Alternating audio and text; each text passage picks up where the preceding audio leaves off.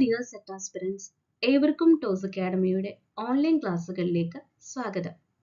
വരാൻ പോകുന്ന set commerce എക്സാമിനോട് അനുബന്ധിച്ചുകൊണ്ടുള്ള ഒരു വീഡിയോയുമായിട്ടാണ് ഇന്ന് ടോസ് അക്കാഡമി നിങ്ങൾക്ക് മുമ്പിലേക്ക് എത്തിയിട്ടുള്ളത്. സെറ്റ് എക്സാമിൻ്റെ സിലബസുകളിൽ നിന്നും ഏറ്റവും ഇമ്പോർട്ടൻ്റ് ആയിട്ടുള്ളതും മുൻവർഷങ്ങളിൽ വന്നിട്ടുള്ളതും അതുപോലെ മാറി വന്നിട്ടുള്ള ക്വസ്റ്റ്യൻ പാറ്റേണുകളും ഉൾപ്പെടുത്തിക്കൊണ്ടുള്ള ഒരു ഫൈനൽ റൗണ്ട് റിവിഷൻ വീഡിയോയാണ് നിങ്ങൾക്ക് നൽകുന്നത്. ഈ ക്ലാസ്സുകൾ ആദ്യാവസാനം വരെ നിങ്ങൾ എല്ലാവരും കാണാൻ ശ്രമിക്കുക. ഈ വർഷം തന്നെ നിങ്ങൾക്ക് സെറ്റ് എക്സാം ക്ലിയർ ചെയ്യാൻ സാധിക്കട്ടെ. അപ്പോൾ നമുക്ക് ക്ലാസ്സുകളിലേക്ക് പോകാം. ഏതൊരു എക്സാം പ്രിപ്പയർ ചെയ്യുമ്പോഴും സിലബസിനെ കുറിച്ചിട്ട് വളരെ വ്യക്തമായിട്ടുള്ള ഒരു ധാരണ ഉണ്ടായിരിക്കണം. സെറ്റ് കൊമേഴ്സ് എക്സാമിൻ്റെ സിലബസിനെ സംബന്ധിച്ചിടത്തോളം 6 യൂണിറ്റുകളായിട്ട് 5 സബ് മൊഡ്യൂളുകളും ഉൾപ്പെടുന്നതാണ് എൻ്റെ സിലബസ് എന്ന് പറയുന്നത്. ഈ ഒരു സെഷനിൽ ഞാൻ പ്രധാനമായിട്ടും ഡിസ്കസ് ചെയ്യാൻ പോകുന്നത് unit 3 financial and corporate accounting, അതുപോലെ തന്നെ unit 5 financial management and marketing and unit 6 cost and management accounting. ബാക്കി യൂണിറ്റുകളുടെ കാര്യങ്ങൾ ഡിസ്കസ് ചെയ്യുന്നത് ടോസ് അക്കാഡമിയിലെ തന്നെ ആർഎംഎസ് ആയിരിക്കും. അപ്പോൾ നമുക്ക് ഓരോ യൂണിറ്റിൻ്റെയും ഏറ്റവും ഇമ്പോർട്ടൻ്റ് ആയിട്ടുള്ള കാര്യങ്ങൾ ഏതൊക്കെയാണെന്ന് പഠിച്ചു പോവുക. യൂണിറ്റ് 3 ഫിനാൻഷ്യൽ ആൻഡ് കോർപ്പറേറ്റ് അക്കൗണ്ടിങ്ങിലെ സെക്കൻഡ് മൊഡ്യൂളാണ് accounting from incomplete records and accounting of non trading firms എന്നുള്ളത്. അതിൽ അക്കൗണ്ടിങ് ഫ്രം ഇൻകംപ്ലീറ്റ് റെക്കോർഡ്സിൽ നിന്നും നമുക്ക് നിരന്തരം ക്വസ്റ്റ്യൻസുകൾ വന്നുകൊണ്ടിരിക്കുന്നുണ്ട്. അപ്പോൾ നമുക്ക് ആ ഒരു ഏരിയയിൽ നിന്നും ഏറ്റവും ഇമ്പോർട്ടൻ്റ് ആയിട്ട് അറിഞ്ഞിരിക്കേണ്ട കാര്യങ്ങൾ ഏതൊക്കെയാണെന്ന് പഠിച്ചു പോകാം. അപ്പോൾ ആദ്യമേ തന്നെ എന്താണ് ഇൻകംപ്ലീറ്റ് റെക്കോർഡ്സുകൾ എന്നറിഞ്ഞിരിക്കണം, അല്ലേ? അപ്പോൾ നമുക്ക് എല്ലാവർക്കും അറിയാം, അക്കൗണ്ടിങ് സിസ്റ്റം എന്ന് പറയുന്നത് ഡബിൾ എൻട്രി സിസ്റ്റത്തെ ബേസ് ചെയ്തുകൊണ്ടാണ്, അല്ലേ? എന്നാൽ an accounting system which is not based on double entry is known as incomplete records. ഈ ഒരു സിസ്റ്റം അനുസരിച്ചിട്ട് പേഴ്സണൽ ആൻഡ് ക്യാഷ് അക്കൗണ്ട്സ് മാത്രമേ മെയിൻറ്റെയിൻ ചെയ്യുന്നുള്ളൂ. ഇംപേഴ്സണൽ അക്കൗണ്ടുകളെല്ലാം തന്നെ അവോയ്ഡ് ചെയ്യുന്നുണ്ട്. അതുപോലെ തന്നെ അക്കൗണ്ടിങ്ങിലെ ഏറ്റവും റിലവൻറ്റ് ഇൻഫർമേഷൻസ് ആയിട്ടുള്ള അസറ്റ്, ലയബിലിറ്റീസ്, എക്സ്പെൻസ്, റവന്യൂ തുടങ്ങിയവ റിലേറ്റ് ചെയ്ത് വന്നിട്ടുള്ള മിക്ക ഇൻഫർമേഷൻസും മിസ്സിംഗ് ആണ്. സോ അതുകൊണ്ട് തന്നെ most of the people describe it's as A single entry system. അപ്പോൾ ഈ ഒരു സിസ്റ്റം അൺസിസ്റ്റമാറ്റിക് മെത്തേഡ് ആണെങ്കിൽ പോലും പല ട്രേഡേഴ്സും ഇത് പ്രിഫർ ചെയ്യുന്നുണ്ട്. പ്രധാനമായിട്ടും സ്മോൾ കൺസേൺസ് ഒക്കെയാണ് ഈ ഒരു സിസ്റ്റം മെയിൻറ്റെയിൻ ചെയ്യാറുള്ളത്. അതുപോലെ തന്നെ ഡബിൾ എൻട്രി സിസ്റ്റത്തെ കുറിച്ചിട്ട് മതിയായ നോളജ് ഇല്ലാത്തവരും എന്ത് ചെയ്യാറുണ്ട്, ഈ ഇൻകംപ്ലീറ്റ് സിസ്റ്റം ഫോളോ ചെയ്യാറുണ്ട്. ഓക്കെ, അപ്പോൾ നമ്മൾ പറഞ്ഞു ഇതിലെ പല ഇൻഫർമേഷൻസും മിസ്സിംഗ് ആണ്. അപ്പോൾ മിസ്സിംഗ് ആയിട്ടുള്ള ഇൻഫർമേഷൻസിനെ കാൽക്കുലേറ്റ് ചെയ്യാൻ വേണ്ടിയിട്ട് എന്തൊക്കെ രീതികളാണ് ഫോളോ ചെയ്യുന്നതെന്ന് നമുക്ക് നോക്കാം. ഇപ്പോൾ ഫോർ എക്സാമ്പിൾ പറയുകയാണെന്നുണ്ടെങ്കിൽ ഓപ്പണിംഗ് ക്യാപിറ്റൽ തന്നിട്ടില്ല, അല്ലെങ്കിൽ ഓപ്പണിംഗ് ക്യാപിറ്റൽ മിസ്സിംഗ് ആണെന്നുണ്ടെങ്കിൽ it can be ascertained from the statement of affairs at the beginning of the year. ഇനി ക്രെഡിറ്റ് പർച്ചേസ് കാൽക്കുലേറ്റ് ചെയ്യാൻ വേണ്ടിയിട്ട് ടോട്ടൽ ക്രെഡിറ്റേഴ്സ് അക്കൗണ്ട് പ്രിപ്പയർ ചെയ്യുന്നുണ്ട്. അതിൻ്റെ ബാലൻസ് ആണ് ക്രെഡിറ്റ് പർച്ചേസ് ആയിട്ട് കാൽക്കുലേറ്റ് ചെയ്യപ്പെടുന്നത്. അതുപോലെ തന്നെ ഇനി ക്രെഡിറ്റ് സെയിൽ ആണെന്നുണ്ടെങ്കിൽ ടോട്ടൽ ഡെപ്റ്റേഴ്സ് അക്കൗണ്ട് ആണ് അതിനായിട്ട് പ്രിപ്പയർ ചെയ്യുന്നത്. ഇനി എന്താണ് ബിൽസ് റിസീവബിൾ ആണെന്നുണ്ടെങ്കിൽ അതിന് വേണ്ടിയിട്ട് ബിൽസ് റിസീവബിൾ അക്കൗണ്ട് പ്രിപ്പയർ ചെയ്യുന്നുണ്ട്. അതുപോലെ തന്നെ ബിൽസ് പേയബിൾ ആണെന്നുണ്ടെങ്കിൽ അതിന് വേണ്ടിയിട്ട് തയ്യാറാക്കുന്നത് ബിൽസ് പേയബിൾ അക്കൗണ്ട് ആണ്. ഓക്കെ, അതുപോലെ തന്നെ മുൻവർഷങ്ങളിലൊക്കെ ഏറ്റവും കൂടുതൽ ചോദിച്ചിട്ടുള്ള ഒരു ഏരിയ ആണ് statement of profit or loss എന്ന് പറയുന്നത്. ഓക്കെ, അപ്പോൾ അതിന് വേണ്ടിയിട്ട് ഈ പറഞ്ഞിട്ടുള്ള ഇൻഫർമേഷൻസ് ഉപയോഗിച്ചുകൊണ്ടാണ് പ്രോഫിറ്റ് അല്ലെങ്കിൽ ലോസ്, അതുപോലെ ഇതിൽ തന്നിട്ടുള്ള ഏതെങ്കിലും ഒരു ഐറ്റം മിസ് ആവുകയാണെന്നുണ്ടെങ്കിൽ ഈ ഒരു ഫോമാറ്റിൽ നമുക്ക് കാൽക്കുലേറ്റ് ചെയ്യുകയാണെങ്കിൽ അതിൻ്റെ ആൻസർ ലഭിക്കും. ഓക്കെ, അപ്പോൾ statement of profit or loss ആ ഒരു ഫോമാറ്റ് പ്രകാരം capital at the end of the year, അതുപോലെ തന്നെ അതിനോടൊപ്പം ഡ്രോയിങ്സ് ആഡ് ചെയ്തിട്ട് അഡീഷണൽ ക്യാപിറ്റൽ കൊണ്ടുവരികയാണെങ്കിൽ അത് ലെസ് ചെയ്യുക, അതുപോലെ തന്നെ ബിഗിനിങ് ക്യാപിറ്റൽ ലെസ് ചെയ്യുക. സോ അതിൽ നിന്നും profit or loss during the year calculate ചെയ്യാൻ സാധിക്കും. ഓക്കെ, അപ്പം പ്രധാനമായിട്ടും ഈ format of statement of profit or loss prepare ചെയ്യുന്നത് ഈ ഒരു സിംഗിൾ എൻട്രി ഫേമിനെ സംബന്ധിച്ചിടത്തോളം ബാലൻസ് ഷീറ്റ് പ്രിപ്പയർ ചെയ്യുന്നുണ്ടെങ്കിൽ പോലും അതിലെ പല ഇൻഫർമേഷൻസും മിസ്സിംഗ് ആണ്, അല്ലേ? അപ്പോൾ ആ ഇൻഫർമേഷൻസിൽ പ്രധാനമായിട്ടും ഉൾപ്പെട്ടിട്ടുള്ളവയാണ് ഈ പറയുന്ന തരത്തിലെ പ്രോഫിറ്റ് അല്ലെങ്കിൽ ലോസ് എന്നൊക്കെ പറയുന്നത്. അപ്പോൾ അത് കണ്ടെത്താൻ വേണ്ടിയിട്ടാണ് ഈ format of statement of profit or loss ഉപയോഗിക്കുന്നത്. Accounting of non trading firms. അപ്പോൾ അക്കൗണ്ടിങ് എന്ന് പറയുന്നത് നമുക്ക് എല്ലാവർക്കും അറിയാം, ഒരു എൻറ്റിറ്റി കോൺസെപ്റ്റിനെ കുറിച്ചിട്ട് വ്യക്തമായിട്ടുള്ള ധാരണ എല്ലാവർക്കും ഉണ്ടാകും. അപ്പോൾ ഈ എൻറ്റിറ്റി എന്ന് പറയുന്നത് ഒന്നുകിൽ കൊമേഴ്സിലാകാം അല്ലെങ്കിൽ നോൺ പ്രോഫിറ്റ് എൻറ്റിറ്റീസ് ആയിരിക്കും അല്ലേ. അപ്പോൾ ഈ നോൺ പ്രോഫിറ്റ് എൻറ്റിറ്റീസ് എന്ന് പറയുന്നത് അവരൊരിക്കലും ഒരു ബിസിനസ് ആക്ടിവിറ്റീസിൽ എൻഗേജ് ചെയ്യുന്നില്ല. പ്രധാനമായിട്ടും സർവീസ് പ്രൊവൈഡ് ചെയ്യുക, അതായത് പ്രോഫിറ്റ് മേക്ക് ചെയ്യുക എന്നുള്ളൊരു ഇൻറ്റൻഷൻ അല്ലാതെ സർവീസ് പ്രൊവൈഡ് ചെയ്യുക എന്നുള്ളതാണ്. So the main aim is to provide service for the people without an intention of making profit. അപ്പോൾ പ്രധാനമായിട്ടും social, culture, education, religious, charitable ഒബ്ജക്റ്റീവ്സുകളെല്ലാം തന്നെ ഇതിൽ ഉൾപ്പെടുന്നുണ്ട്.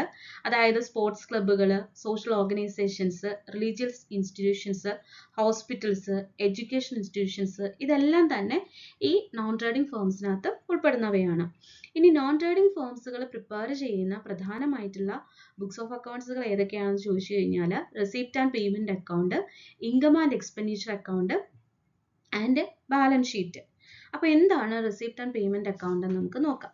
റെസിപ്റ്റ് ആൻഡ് പേയ്മെന്റ് അക്കൗണ്ട് എന്ന് പറയുമ്പോൾ അതിൽ പ്രധാനമായിട്ടും വരുന്നത് ക്യാഷ് റെസിപ്റ്റും അതുപോലെ തന്നെ ക്യാഷ് പേയ്മെന്റുമാണ്. നമ്മുടെ ക്യാഷ് ബുക്കിന് സമാനമായിട്ടുള്ള ഒന്നാണ് റെസിപ്റ്റ് ആൻഡ് പേയ്മെന്റ് അക്കൗണ്ട് എന്ന് പറയുന്നത്. അപ്പോൾ ക്യാഷ് ബുക്കിന്റെ പർപ്പസ് എന്താണോ അത് തന്നെയാണ് റെസിപ്റ്റ് ആൻഡ് പേയ്മെന്റ് അക്കൗണ്ടും ചെയ്യാറുള്ളത്. അപ്പോൾ എല്ലാ ക്യാഷ് ട്രാൻസാക്ഷൻസും, അതായത് റവന്യൂ അല്ലെങ്കിൽ ക്യാപിറ്റൽ നേച്ചറും എല്ലാം തന്നെ ഇവിടെ അക്കൗണ്ട് ചെയ്യപ്പെടുന്നുണ്ട്. അപ്പോൾ ഈ അക്കൗണ്ട് സ്റ്റാർട്ട് ചെയ്യുന്നത് ഓപ്പണിംഗ് ക്യാഷ് ബാലൻസുമാണ്, അതുപോലെ തന്നെ എൻഡ് ചെയ്യുന്നത് ക്ലോസിംഗ് ക്യാഷ് ബാലൻസ് ആണ്. So the item of receipt and payment account may be classified as revenue receipt, capital receipt, revenue payment and capital payment. Receipt and payment account എന്ന് പറയുന്നത് ചുരുക്കി പറയുകയാണെന്നുണ്ടെങ്കിൽ summary of cash book. Debit side എന്ന് പറയുന്നത് എല്ലാ cash റെസിപ്റ്റുമാണ് and credit side എന്ന് പറയുന്നത് cash payment ആണ്.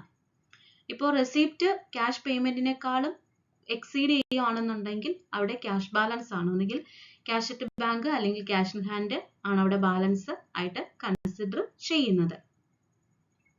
Income and expenditure account. Non profit organisations income and expenditure account prepare ചെയ്യുന്നത് പ്രോഫിറ്റ് ആൻഡ് ലോസ് അക്കൗണ്ടിന് സമാനമായിട്ടുള്ള അക്കൗണ്ടുകളായിട്ടാണ്. അതായത് ഒരു ട്രേഡിംഗ് കൺസേൺ ആണെങ്കിൽ profit and loss account prepare ചെയ്യുന്നു. ഇപ്പോൾ നോൺ പ്രോഫിറ്റ് ഓർഗനൈസേഷനെ സംബന്ധിച്ചിടത്തോളം income and expenditure account prepare ചെയ്യപ്പെടുന്നുണ്ട്. സോ ഇതൊരു നോമിനൽ അക്കൗണ്ട് ആണ്. എല്ലാ എക്സ്പെൻസുകളും ഡെബിറ്റ് ചെയ്യപ്പെടുന്നുണ്ട്, എല്ലാ ലോസുകളും ഇവിടെ ക്രെഡിറ്റ് ചെയ്യപ്പെടുന്നുണ്ട്. ഇൻകം ആൻഡ് എക്സ്പെൻഡിച്ചർ അക്കൗണ്ടിലെ ഏറ്റവും ഇമ്പോർട്ടൻ്റ് ആയിട്ടുള്ള ഒരു ഐറ്റം ആണ് സബ്സ്ക്രിപ്ഷൻ എന്ന് പറയുന്നത്. അപ്പോൾ സബ്സ്ക്രിപ്ഷൻ കാൽക്കുലേഷൻസ് ഒക്കെ തന്നെ മുൻവർഷങ്ങളിൽ ചോദിച്ചിട്ടുണ്ട്. സോ അതുകൊണ്ടാണ് ജസ്റ്റ് ആ ഒരു ഫോർമാറ്റും ഇതിൽ ഉൾപ്പെടുത്തിയിട്ടുള്ളത്.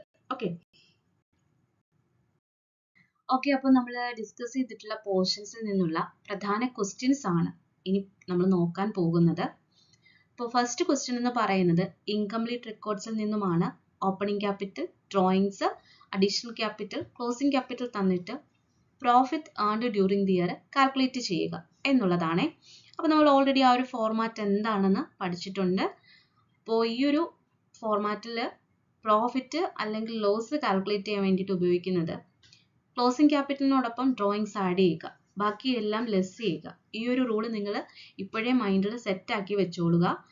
Capital at the end of the year അഥവാ closing capital plus drawings, then opening ക്യാപിറ്റലും അതുപോലെ തന്നെ അഡീഷണൽ ക്യാപിറ്റലും ഒക്കെ തന്നെ അവിടെ ലെസ് ചെയ്യണം. ഓക്കെ, അപ്പോൾ 80,000-നോടൊപ്പം 5,000, അതായത് ക്ലോസിംഗ് ക്യാപിറ്റൽ പ്ലസ് ഡ്രോയിങ്സ് 85,000 ലഭിക്കും. അതിൽ നിന്നും opening capital 50,000 and additional capital introduce ചെയ്തിട്ടുള്ളത് 10,000, അപ്പോൾ 60,000 വരും. ഓക്കെ, അപ്പോൾ ഈ 85,000-ൽ നിന്നും 60,000 ലെസ് ചെയ്യുമ്പോൾ ആൻസർ ആയിട്ട് ലഭിക്കുന്നത് ഓപ്ഷൻ സി 25,000 ആണ് കേട്ടോ. അപ്പോൾ ഇനി ഇതുപോലെയുള്ള പ്രോബ്ലംസ് ഒക്കെ വരുമ്പോൾ നിങ്ങൾ ആൻസർ ചെയ്യാൻ ശ്രമിക്കുക. വളരെ ഈസിയാണ്. ക്ലോസിംഗ് ക്യാപിറ്റലും ഡ്രോയിങ്സും ആഡ് ചെയ്തിട്ട് ബാക്കിയെല്ലാം ഒന്ന് ലെസ് ചെയ്ത് കൊടുത്താൽ മതി. ഓക്കെ, അടുത്ത ക്വസ്റ്റ്യൻ എന്ന് പറയുന്നത് ഇൻകംപ്ലീറ്റ് റെക്കോർഡ്സിൽ നിന്നുമാണ്. Opening capital is computed using. നമ്മൾ ഓൾറെഡി ഡിസ്കസ് ചെയ്തതായതുകൊണ്ട് നിങ്ങൾക്ക് ആൻസർ പെട്ടെന്ന് തന്നെ ലഭിക്കും. Opening statement of affairs prepare ചെയ്തുകൊണ്ടാണ് ഓപ്പണിംഗ് ക്യാപിറ്റൽ കാൽക്കുലേറ്റ് ചെയ്യുന്നത്. ഓക്കെ, ദെൻ അടുത്തതായിട്ട് നമ്മൾ നോൺ പ്രോഫിറ്റ് ഓർഗനൈസേഷൻസിന്റെ ബുക്സ് ഓഫ് അക്കൗണ്ട്സിൽ പ്രധാനമായിട്ടുള്ള ഒന്നാണ് റിസീപ്റ്റ് ആൻഡ് പേയ്മെന്റ് അക്കൗണ്ട് അല്ലേ. അപ്പോൾ if the total debit side of receipt and payment account exceed the total credit side, it represent. അപ്പോൾ receipt and payment account എന്ന് പറയുന്നത് നമുക്കറിയാം ക്യാഷ് ബുക്കിന് സമാനമായിട്ടുള്ള ഒന്നാണ്. ഇവിടെ ഡെബിറ്റ് സൈഡ് എന്ന് പറയുമ്പോൾ എല്ലാ ക്യാഷ് റെസിപ്റ്റുമാണ്, അതായത് ക്യാഷ് ഇൻ ആണ് റെക്കോർഡ് ചെയ്യുന്നത്. ആൻഡ് ക്രെഡിറ്റ് സൈഡ് എന്ന് പറയുന്നത് ക്യാഷ് ഔട്ട്, അതായത് ക്യാഷ് പേയ്മെന്റ്സുകളാണ്. ഓക്കെ, അപ്പോൾ ഡെബിറ്റ് സൈഡ് ക്രെഡിറ്റ് സൈഡിനേക്കാൾ കൂടുതലാവുകയാണെങ്കിൽ അതിന്റെ ബാലൻസിങ് എന്ന് പറയുന്നത് ക്യാഷ് അറ്റ് ബാങ്ക് അല്ലെങ്കിൽ ക്യാഷ് ഇൻ ഹാൻഡ് ആയിരിക്കും. ഓക്കെ, പലർക്കും ഈ സർപ്ലസ് ആണെന്നുള്ളൊരു കൺഫ്യൂഷനൊക്കെ വരാം. അപ്പോൾ ശ്രദ്ധിക്കുക, റെസിപ്റ്റ് ആൻഡ് പേയ്മെന്റ് അക്കൗണ്ട് എന്ന് പറയുന്നത് ക്യാഷ് ബുക്കിന് സമാനമായിട്ടുള്ള ഒരു അക്കൗണ്ട് ആണ്. ഓൺലി ക്യാഷ് ട്രാൻസാക്ഷൻസ് മാത്രമേ അവിടെ റെക്കോർഡ് ചെയ്യപ്പെടുന്നുള്ളൂ. ഈ ക്യാഷ് ട്രാൻസാക്ഷൻസിന്റെ ഫലമായിട്ടുണ്ടാകുന്ന നെറ്റ് ഫിഗർ എന്ന് പറയുന്നത് ഒന്നുകിൽ ക്യാഷ് അറ്റ് ബാങ്ക് ആകാം അല്ലെങ്കിൽ ക്യാഷ് ഇൻ ഹാൻഡ് ആയിരിക്കാം. ഓക്കെ, അടുത്തൊരു ക്വസ്റ്റ്യൻ എന്ന് പറയുന്നത് subscription received in advance during the current year. Okay, അപ്പോൾ സബ്സ്ക്രിപ്ഷൻ എന്ന് പറയുന്നത് ഒരു നോൺ പ്രോഫിറ്റ് ഓർഗനൈസേഷനെ സംബന്ധിച്ചിടത്തോളം ഒരു ഇൻകം ആണ്. ഓക്കെ, ആ ഒരു ഇൻകം അഡ്വാൻസ് ആയിട്ട് റിസീവ് ചെയ്യുക എന്ന് പറഞ്ഞു കഴിഞ്ഞാൽ ഇൻകം റിസീവ്ഡ് ഇൻ അഡ്വാൻസ് എന്ന് പറയുന്നത് ഒരു ലയബിലിറ്റി ആണ് അല്ലെ. അപ്പോൾ ആൻസർ എന്ന് പറയുന്നത് ലയബിലിറ്റി ആണ് കേട്ടോ. സോ നെക്സ്റ്റ് എന്ന് പറയുന്നത് property received based on A will. Okay, so ഇതിന്റെ കറക്റ്റ് ആൻസർ നിങ്ങൾക്ക് വളരെ ഈസി ആയിട്ട് തന്നെ ലഭിക്കും. ഓപ്ഷൻ സി ആണ്, ലെഗസി ആണ്. ഓക്കെ, അപ്പോൾ property or asset received based on will of A diseased person. Sorry, ആ ഒരു പോയിന്റ് പറയാൻ വിട്ടുപോയി. ഡിസീസ്ഡ് പേഴ്സന്റെ സമ്മതത്തോട് കൂടിയിട്ട് ഒരു പ്രോപ്പർട്ടി അല്ലെങ്കിൽ അസറ്റ് റിസീവ് ചെയ്യുകയാണെന്നുണ്ടെങ്കിൽ അതിനെ ലെഗസി എന്ന പേരിലാണ് അറിയപ്പെടുന്നത്. ഓക്കെ, അക്കൗണ്ടിങ്ങിന്റെ തിയറി പോർഷൻസ് ഒക്കെ തന്നെ എല്ലാ എക്സാമിനും വളരെ ഇമ്പോർട്ടന്റ് ആണ്. അപ്പൊ യൂണിറ്റ് 3 അക്കൗണ്ടിങ്ങിൽ നിന്നും എല്ലായ്പ്പോഴും ചോദിക്കാറുള്ള ക്വസ്റ്റ്യൻസ് എന്ന് പറയുന്നത് അക്കൗണ്ടിങ് കോൺസെപ്റ്റ്സുകൾ, അക്കൗണ്ടിങ് സ്റ്റാൻഡേർഡ്സ്, അതിനോടൊപ്പം തന്നെ പ്രോബ്ലംസും ചോദിക്കാറുണ്ട്. അപ്പോൾ ഇപ്പൊ റീസെന്റ് ആയിട്ട് നടന്ന എക്സാമിന് ചോദിച്ചിട്ടുള്ള തിയറിറ്റിക്കൽ പോർഷൻസ് നമുക്കൊന്ന് നോക്കാം. Cost and income are recognized when they are incurred or realized rather than actual payment or receipt explained as concept. അതായത് ഒരു കോസ്റ്റ് ആയിക്കോട്ടെ അല്ലെങ്കിൽ ഒരു ഇൻകം ആയിക്കോട്ടെ, അതിന്റെ ആക്ച്വൽ പേയ്മെന്റിന് മുമ്പ് തന്നെ അതിനെ റെക്കഗ്നൈസ് ചെയ്യുന്നുണ്ടെങ്കിൽ എന്തോ കോൺസെപ്റ്റ് ആണ് ഇതിൽ പറയുന്നതെന്നാണ്. അപ്പം അക്രൂവൽ കോൺസെപ്റ്റ് പ്രകാരമാണ് ആക്ച്വൽ പേയ്മെന്റ് അല്ലെങ്കിൽ ആക്ച്വൽ റിസീപ്റ്റിന് മുമ്പ് ഒരു ട്രാൻസാക്ഷൻ റെക്കോർഡ് ചെയ്യപ്പെടുന്നത്. ഇപ്പൊ ഒരു ഉദാഹരണം പറയുകയാണെങ്കിൽ ക്രെഡിറ്റ് സെയിൽ, അവിടെ ക്യാഷ് റിസീവ് ചെയ്തിട്ടില്ല എങ്കിൽ പോലും എന്ത് റെക്കോർഡ് ചെയ്യുന്നുണ്ട്, ക്രെഡിറ്റ് സെയിൽ എന്നുള്ള രീതിയിൽ ആ ഒരു ഐറ്റം അക്കൗണ്ടിങ് ട്രാൻസാക്ഷൻസിനകത്ത് റെക്കോർഡ് ചെയ്യപ്പെടുന്നുണ്ട്. ഇനി മറ്റ് പ്രധാനപ്പെട്ട കോൺസെപ്റ്റുകളാണ് ഈ ഓപ്ഷനിൽ തന്നിട്ടുള്ള dual aspect, matching concept and separate entity concept ഒക്കെ. ഡ്യുവൽ ആസ്പെക്ട് കോൺസെപ്റ്റ് പ്രകാരം പറയുന്നത് ഏതൊരു ട്രാൻസാക്ഷനും ഡ്യുവൽ ആസ്പെക്ട് അല്ലെങ്കിൽ രണ്ട് ആസ്പെക്ട് ഉണ്ടായിരിക്കാം, ഒരു ഡെബിറ്റ് മറ്റൊരു ക്രെഡിറ്റ്. അതുപോലെ തന്നെ വരുന്ന മറ്റൊന്നാണ് മാച്ചിങ് കോൺസെപ്റ്റ് എന്ന് പറയുന്നത്. മാച്ചിങ് കോൺസെപ്റ്റ് പ്രകാരം പറയുന്നത് ഒരു ഫിനാൻഷ്യൽ ഇയറിൽ നടന്നിട്ടുള്ള എക്സ്പെൻസും റവന്യൂവിന് മാച്ച് ആയിരിക്കണം എന്നുള്ളതാണ്. ഈ ഡ്യുവൽ ആസ്പെക്ട് കോൺസെപ്റ്റ് പ്രകാരമാണ് അക്കൗണ്ടിങ് ഇക്വേഷനും അതുപോലെ തന്നെ ബാലൻസ് ഷീറ്റും പ്രിപ്പയർ ചെയ്യപ്പെടുന്നത്. Asset is equal to liability plus capital എന്ന് പറയുന്ന അക്കൗണ്ടിങ് ഇക്വേഷൻ ഈ ഒരു ഡ്യുവൽ ആസ്പെക്ട് കോൺസെപ്റ്റിന്റെ അടിസ്ഥാനത്തിലാണ്. അടുത്തതായിട്ട് നമുക്ക് ഏവർക്കും പരിചിതമായിട്ടുള്ള ഒരു കോൺസെപ്റ്റ് ആണ് സെപ്പറേറ്റ് എൻറ്റിറ്റി കോൺസെപ്റ്റ് എന്ന് പറയുന്നത്. സെപ്പറേറ്റ് എൻറ്റിറ്റി കോൺസെപ്റ്റ് പ്രകാരം പറയുന്നത് ഒരു ബിസിനസിന്റെ ട്രാൻസാക്ഷൻസ് ബിസിനസ്മാന്റെ പേഴ്സണൽ ട്രാൻസാക്ഷനുമായിട്ട് മിക്സപ്പ് ചെയ്യാൻ പാടില്ല. അതായത് സെപ്പറേറ്റ് ആയിട്ട് തന്നെ ഈ രണ്ട് ട്രാൻസാക്ഷൻസിനും ട്രീറ്റ് ചെയ്യണം. അതായത് ഒരു ബിസിനസിന്റെ പ്രോഫിറ്റും ലോസും ബിസിനസിന്റെ അസറ്റും ലയബിലിറ്റീസും സെപ്പറേറ്റ് ആയിട്ട് റെക്കോർഡ് ചെയ്തെങ്കിൽ മാത്രമേ ഒരു ബിസിനസ്സിൽ നിന്നും എത്രത്തോളം പ്രോഫിറ്റ് ഏൺ ചെയ്തു അല്ലെങ്കിൽ ഒരു ബിസിനസിന്റെ കറക്റ്റ് ഫിനാൻഷ്യൽ പൊസിഷൻ അറിയാൻ സാധിക്കുകയുള്ളൂ. അടുത്ത ക്വസ്റ്റ്യൻ നോക്കുകയാണെങ്കിൽ an item should be regarded as material if there is reason to believe that knowledge of without influence the decision informed investor define convention disclosure, convention consistency, convention of materiality and convention of conservatism. അപ്പോൾ ഇതിൽ എടുത്തു പറയുന്നുണ്ട് material എന്നുള്ളത്. അതായത് എപ്പോഴും ഒരു transactions record ചെയ്യുമ്പം അത് materiality പ്രിൻസിപ്പിളിന്റെ അടിസ്ഥാനത്തിലായിരിക്കണം.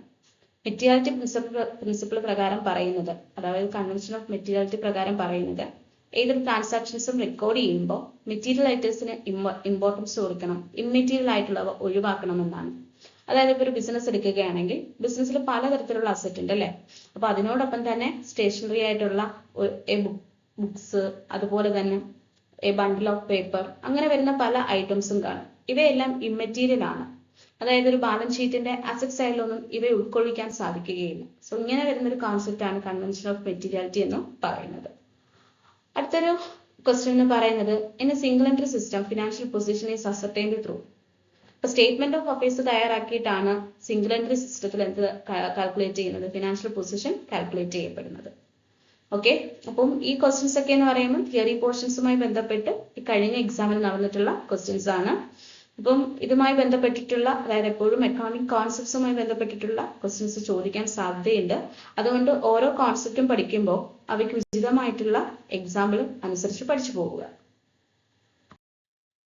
Unit 5 financial and marketing മാനേജ്മെന്റുമായി ബന്ധപ്പെട്ട് വന്നിട്ടുള്ള വളരെ ഇമ്പോർട്ടൻ്റ് ആയിട്ടുള്ള കുറച്ച് ക്വസ്റ്റ്യൻസ് ആണ് ഇനി നമ്മൾ ഡിസ്കസ് ചെയ്യാൻ പോകുന്നത്. അപ്പോൾ അതിൽ ആദ്യത്തെ ക്വസ്റ്റ്യൻ എന്ന് പറയുന്നത് സ്റ്റേറ്റ്മെന്റ് ടൈപ്പ് ക്വസ്റ്റ്യൻ ആണ്. അതായത് project with negative net present value will have profitability index greater than 1 and profitability less than 1 indicate the project net present value is positive.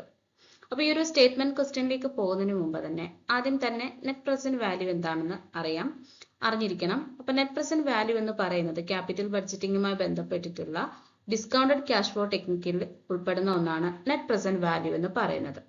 അതായത് ഒരു പ്രോജക്റ്റിൽ നിന്നുള്ള ക്യാഷ് ഇൻഫ്ലോ ക്യാഷ് ഔട്ട്ഫ്ലോയും തമ്മിൽ compare ചെയ്യുമ്പോൾ ഉണ്ടാകുന്നതാണ് net present value എന്ന് പറയുന്നത്.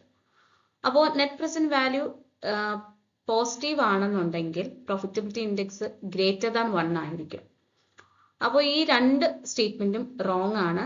കാരണം നെഗറ്റീവ് നെറ്റ് പ്രസന്റ് വാല്യൂ എന്ന് പറയുമ്പോൾ പ്രോഫിറ്റബിലിറ്റി ഇൻഡെക്സ് ലെസ് ദാൻ 1 ആകാനാണ് സാധ്യത.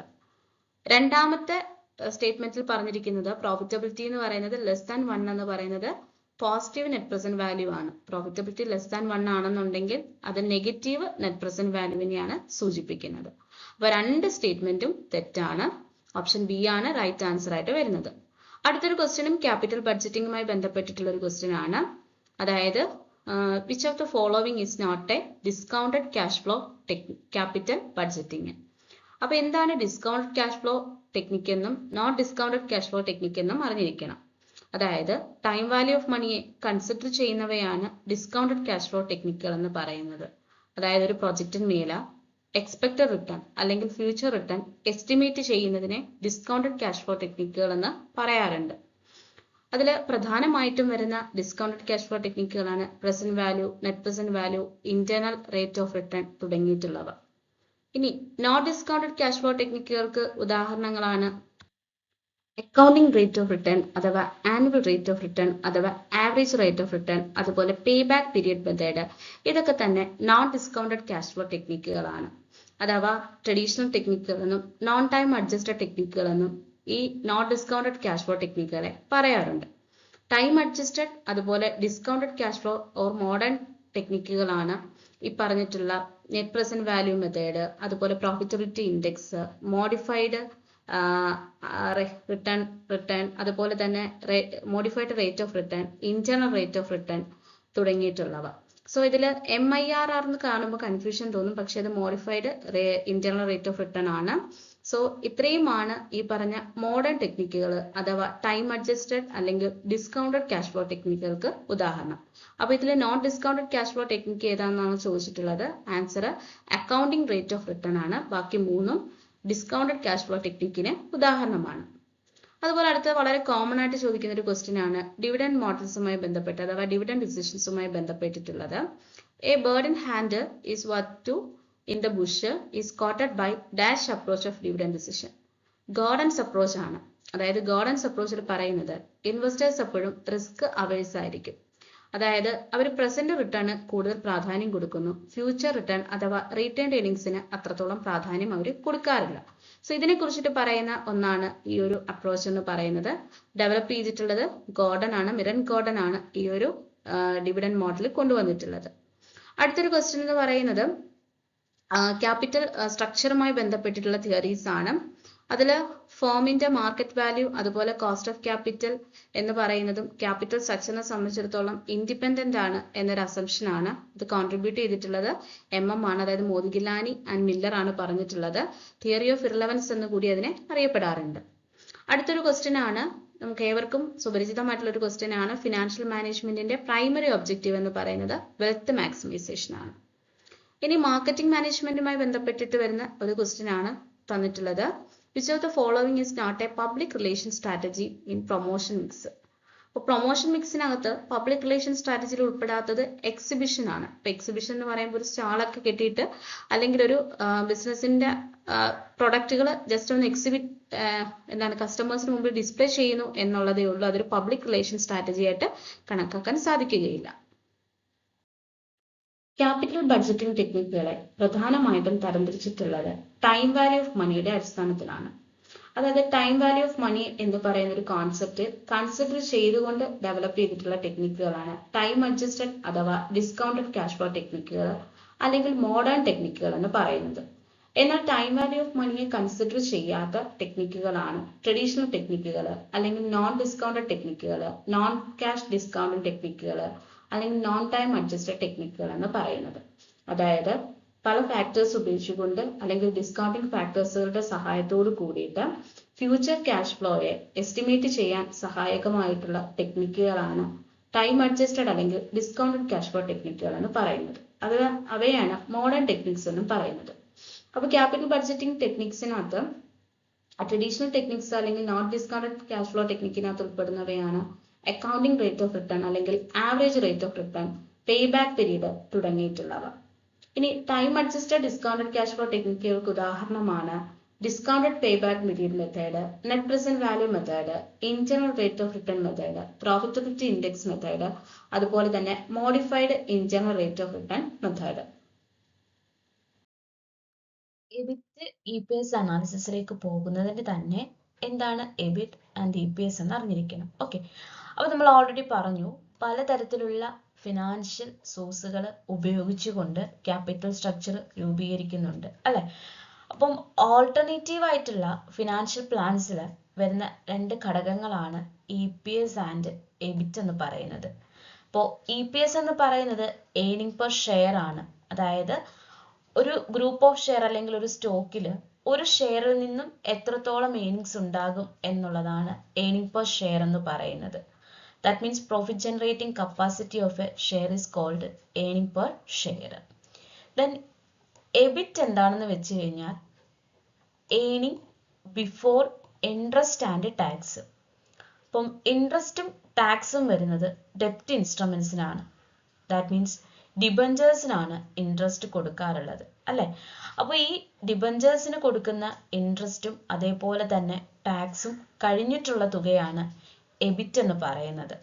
അപ്പോൾ ഇക്വിറ്റി ഷെയറിന്റെ പ്രോഫിറ്റ് ഏർണിംഗ് കപ്പാസിറ്റി ആണ് EPS അഥവാ ഏർണിംഗ് പെർ ഷെയർ എങ്കിൽ earning before interest and tax എന്ന് പറയുന്നത് ഡെപ്റ്റ് ഇൻസ്ട്രുമെന്റ്സിന്റെ കേസിലാണ് വരുന്നത്. അപ്പോൾ EPS എബിറ്റ് അനാലിസിസ് എന്ന് പറയുന്നത് പ്രധാനമായിട്ടും വരുന്നത് ലിവറേജ് ആണ്. അപ്പോൾ ലിവറേജ് എന്ന് പറയുന്നത് ഇക്വിറ്റി ഷെയർ, പ്രിഫറൻസ് ഷെയർ, അതേപോലെ തന്നെ ലോങ് ടേം സോഴ്സുകളും ഡെപ്റ്റുകളും തമ്മിലുള്ള ആ ഒരു മിക്സിനെയാണ് നമ്മൾ ലിവറേജ് എന്ന് പറയുന്നത് അഥവാ ട്രേഡിംഗ് ഓൺ ഇക്വിറ്റി എന്ന് പറയുന്നത് അല്ലെങ്കിൽ ഫിനാൻഷ്യൽ ലിവറേജ് എന്ന് പറയുന്നത്. ഓക്കെ, അപ്പോൾ ഇവിടെ ലിവറേജ് എന്ന് പറയുമ്പോൾ ഒരു ഫാക്ടറിന്റെ ഇൻഫ്ലുവൻസ് കാരണം മറ്റൊരു ഫാക്ടറിനകത്ത് ഉണ്ടാകുന്ന വ്യത്യാസങ്ങളാണ് ലിവറേജ് എന്ന് പറയുന്നത് അല്ലെ. സോ എബിറ്റ് EPS അനാലിസിസ് അതിനായിട്ട് കൺസിഡർ ചെയ്യാറുണ്ട്.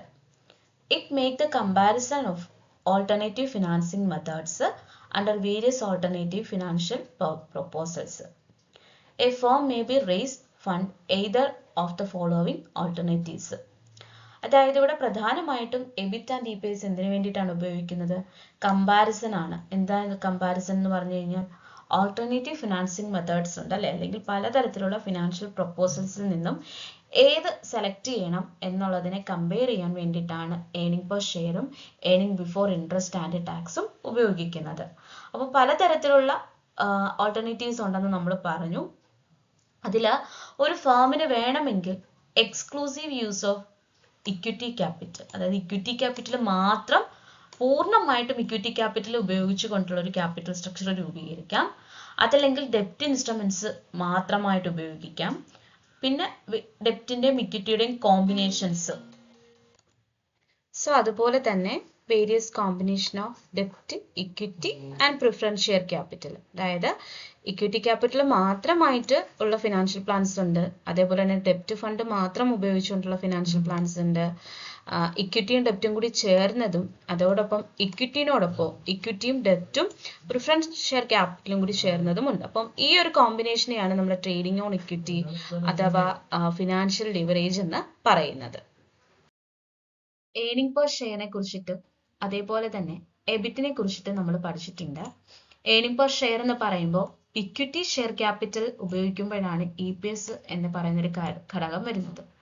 അതുപോലെ തന്നെ fixed interest bearing securities, that means ഡെപ്റ്റ് ഇൻസ്ട്രുമെന്റ്സ് ഉപയോഗിക്കുമ്പോഴാണ് ഇൻട്രസ്റ്റ്, ടാക്സ് തുടങ്ങിയിട്ടുള്ള കാര്യങ്ങളും ഉൾപ്പെടുന്നത്.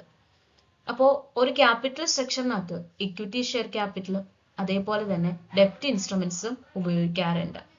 So the level at which EPS remain same respective of different alternative ഡെപ്റ്റ് ഇക്വിറ്റി മിക്സ്.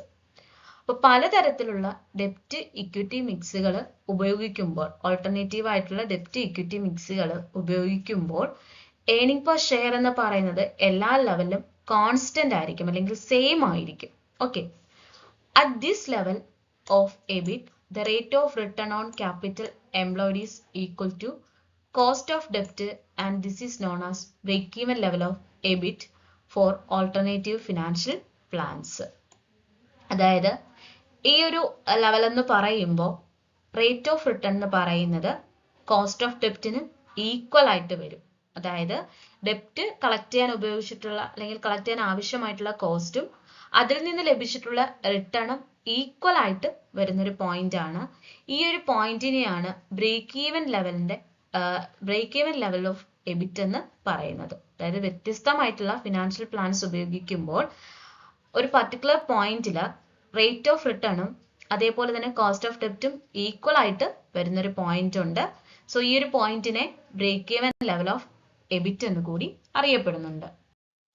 ഇപ്പൊ ഇൻഡിഫറൻസ് പോയിന്റ് എന്ന് പറയുമ്പോൾ ദ ലെവൽ ഓഫ് എബിറ്റ്, ഇവിടെ ഡെപ്റ്റ് ഇക്വിറ്റി മിക്സ് ഉപയോഗിച്ചുകൊണ്ടുള്ള ഒരു ഫിനാൻസിങ് ആൾട്ടർനേറ്റീവില് ഏണിംഗ് പെർ ഷെയർ എന്ന് പറയുന്നത് സെയിം ആണ് എന്നുള്ളതാണ് ഇൻഡിഫറൻസ് പോയിന്റ് കൊണ്ട് സൂചിപ്പിക്കുന്നത്.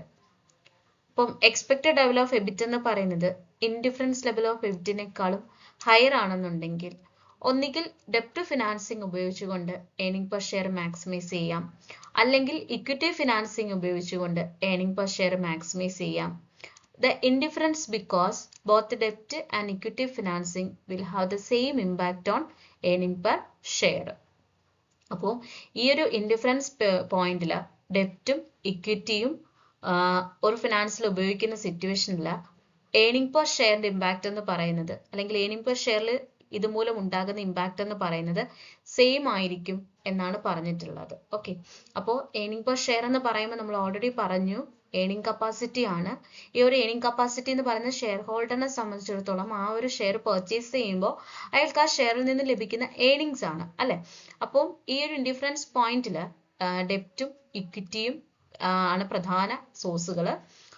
ഇവ രണ്ടും ഉപയോഗിക്കുമ്പോൾ രണ്ടിൽ നിന്നും സെയിം ഇമ്പാക്റ്റ് ആണ് ഏണിംഗ് പെർ ഷെയറിന് ഉണ്ടാകുന്നത്. എബിറ്റ് എന്ന് പറയുന്നത് ഇവിടെ ഡിപ്പെൻഡന്റ് വേരിയബിളും ഏണിംഗ് പെർ ഷെയർ എന്ന് പറയുമ്പോൾ ഈ ഒരു 2 ഓൾട്ടർനേറ്റീവ് ഓപ്ഷൻസിൽ ഇൻഡിഫറൻസ് വേരിയബിളുമായിട്ടാണ് നിലകൊള്ളുന്നത്. At indifference level EBIT after tax cost of ഡെപ്റ്റ് is equal to return on investment. Financial മാനേജ്മെന്റിൽ ഏറ്റവും ഇമ്പോർട്ടൻ്റ് ആയിട്ട് ഉള്ള ഒരു ഏരിയ ആണ് earning before interest and tax, അതുപോലെ തന്നെ ഏണിംഗ് പെർ ഷെയർ അനാലിസിസിന്റെ പോർഷൻ എന്ന് പറയുന്നത്, അതായത് എബിറ്റ് EPS അനാലിസിസ് എന്ന് പറയുന്നത്. ഓക്കെ, അപ്പോൾ എബിറ്റ് EPS അനാലിസിസുമായി ബന്ധപ്പെട്ട് ഒന്നിലേറെ ക്വസ്റ്റ്യൻസ് മുൻ വർഷങ്ങളിൽ ചോദിച്ചിട്ടുണ്ട്. അപ്പോൾ തന്നിട്ടുള്ള ഈ ഒരു ഫോർമുലയിൽ degree of financial leverage calculate ചെയ്യാൻ വേണ്ടിയിട്ട് ഉപയോഗിക്കുന്നത് ഏതാണെന്നുള്ളതാണ്. അപ്പോൾ ആദ്യമേ തന്നെ ഡിഗ്രി ഓഫ് ഫിനാൻഷ്യൽ ലിവറേജിനെ കുറിച്ചിട്ട് ഒരു ധാരണ ഉണ്ടായിരിക്കണം. For degree of financial leverage measure how sensitive a company's earning per share is to its earning before interest and tax. So അതിനായിട്ട് രണ്ട് ഫോർമുലാസ് ആണ് ഉപയോഗിക്കുന്നത്. ഫസ്റ്റ് വന്നിട്ട് പെർസെൻറ്റേജ് ഫോർമുലയാണ്. Percentage change in earning per share divided by percentage change in EBIT എന്നുള്ളതാണ്. Correct answer നമുക്ക് ലഭിച്ചു. Option B ആണ് percentage change in EBIT divided by EPS divided by percentage change in EBIT എന്നുള്ളത്. Option B ആണ് right answer എന്ന് പറയുന്നത്. So അതുപോലെ തന്നെ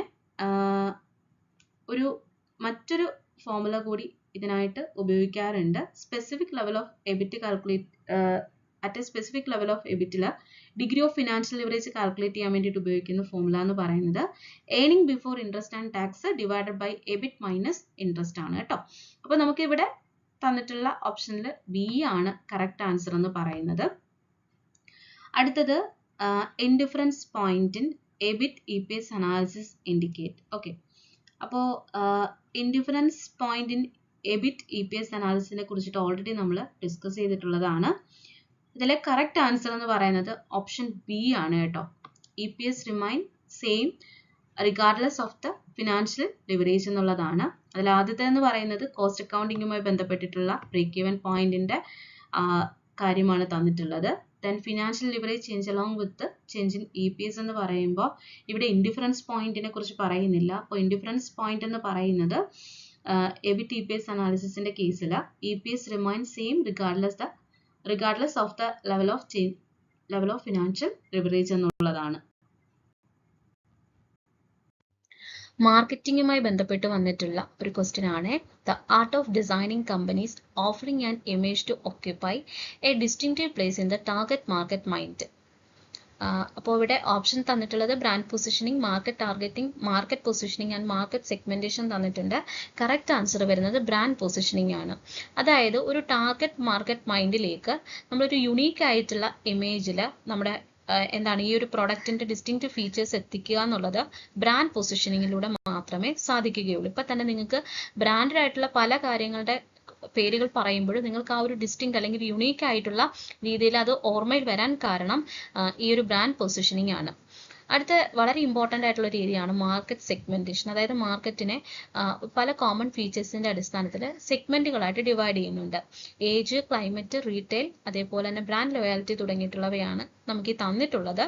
അപ്പോൾ അതിന് ഏതാണ് സ്യൂട്ടബിൾ ആയിട്ടുള്ളത് നമുക്ക് നോക്കാം. അപ്പോൾ ഏജ്, സെക്സ് അങ്ങനെയുള്ള കാര്യങ്ങളൊക്കെ തന്നെ ഉൾപ്പെടുന്നത് ഡെമോഗ്രാഫിക് സെഗ്മെന്റേഷന്റെ അടിസ്ഥാനത്തിൽ, ഡെമോഗ്രാഫിക് ഫീച്ചേഴ്സുകളുടെ അടിസ്ഥാനത്തിൽ മാർക്കറ്റിനെ ഡിവൈഡ് ചെയ്യുന്നത് ഡെമോഗ്രാഫിക് സെഗ്മെന്റേഷൻ ആണ്. ആൻഡ് ക്ലൈമറ്റ് സോണിന്റെ അടിസ്ഥാനത്തിൽ ഇത്തരത്തിൽ ഡിവൈഡ് ചെയ്യുന്നത് ജോഗ്രഫിക്കൽ സെഗ്മെന്റേഷൻ ആണ് കേട്ടോ. അപ്പോൾ ജോഗ്രഫിക്കൽ സെഗ്മെന്റേഷൻ ആണ് ക്ലൈമറ്റ് സോണിന്റെ അടിസ്ഥാനത്തിൽ ഡിവൈഡ് ചെയ്യുന്നത്. ആൻഡ് റീറ്റെയിൽ ഹോൾസെയിൽ സെഗ്മെന്റേഷൻ എന്ന് പറയുന്നത് കസ്റ്റമർ വൈസ് സെഗ്മെന്റേഷൻ ആണ്. റീറ്റെയിൽ അതായത് ഇത്രത്തോളം കസ്റ്റമേഴ്സ് ഉണ്ടെങ്കിൽ അത് റീറ്റെയിൽ, കുറച്ച് കൂടുതൽ കസ്റ്റമേഴ്സ് ഉണ്ടെങ്കിൽ അതിനനുസരിച്ച് ഡിവൈഡ് ചെയ്യുന്നതാണ് കസ്റ്റമർ വൈസ് സെഗ്മെന്റേഷൻ എന്ന് പറയുന്നത്. അപ്പോൾ സിക്ക് സ്യൂട്ടബിൾ ആയിട്ട് വരുന്നത് 4 ആണ്. ആൻഡ് ലാസ്റ്റ് വന്നിട്ട് ബ്രാൻഡ് ലോയാലിറ്റി എന്ന് പറയുന്നത് ഒരു ബിഹേവിയർ സെഗ്മെന്റേഷൻ ആണ്. ബ്രാൻഡ് ലോയാലിറ്റി എന്ന് പറയുന്നത് എന്താണ്? ഒരു ബിഹേവിയർ സെഗ്മെന്റേഷൻ ആണ്. അപ്പൊ ആൻസർ വരുന്നത് ഓപ്ഷൻ ഡി ആണ്. ഓക്കെ, അപ്പോൾ അടുത്തത് യൂണിറ്റ് 6 കോസ്റ്റ് ആൻഡ് മാനേജ്മെന്റ് അക്കൗണ്ടിങ്ങിലെ ഏറ്റവും ഇമ്പോർട്ടൻ്റ് ആയിട്ടുള്ളതും അതുപോലെ ഏറ്റവും ബേസിക് ആയിട്ടുള്ള പോർഷൻസ് ആണ് എലമെന്റ്സ് ഓഫ് കോസ്റ്റ് എന്ന് പറയുന്നത്. ഓക്കെ, എലമെന്റ്സ് ഓഫ് കോസ്റ്റ് എന്ന് പറയുമ്പോൾ മെറ്റീരിയൽ, ലേബർ, എക്സ്പെൻസുകളുമാണ് ഉൾപ്പെടുന്നത്. ഈ പോർഷൻസിൽ നിന്നും മിക്കപ്പോഴും ക്വസ്റ്റ്യൻസ് വരാറുണ്ട്.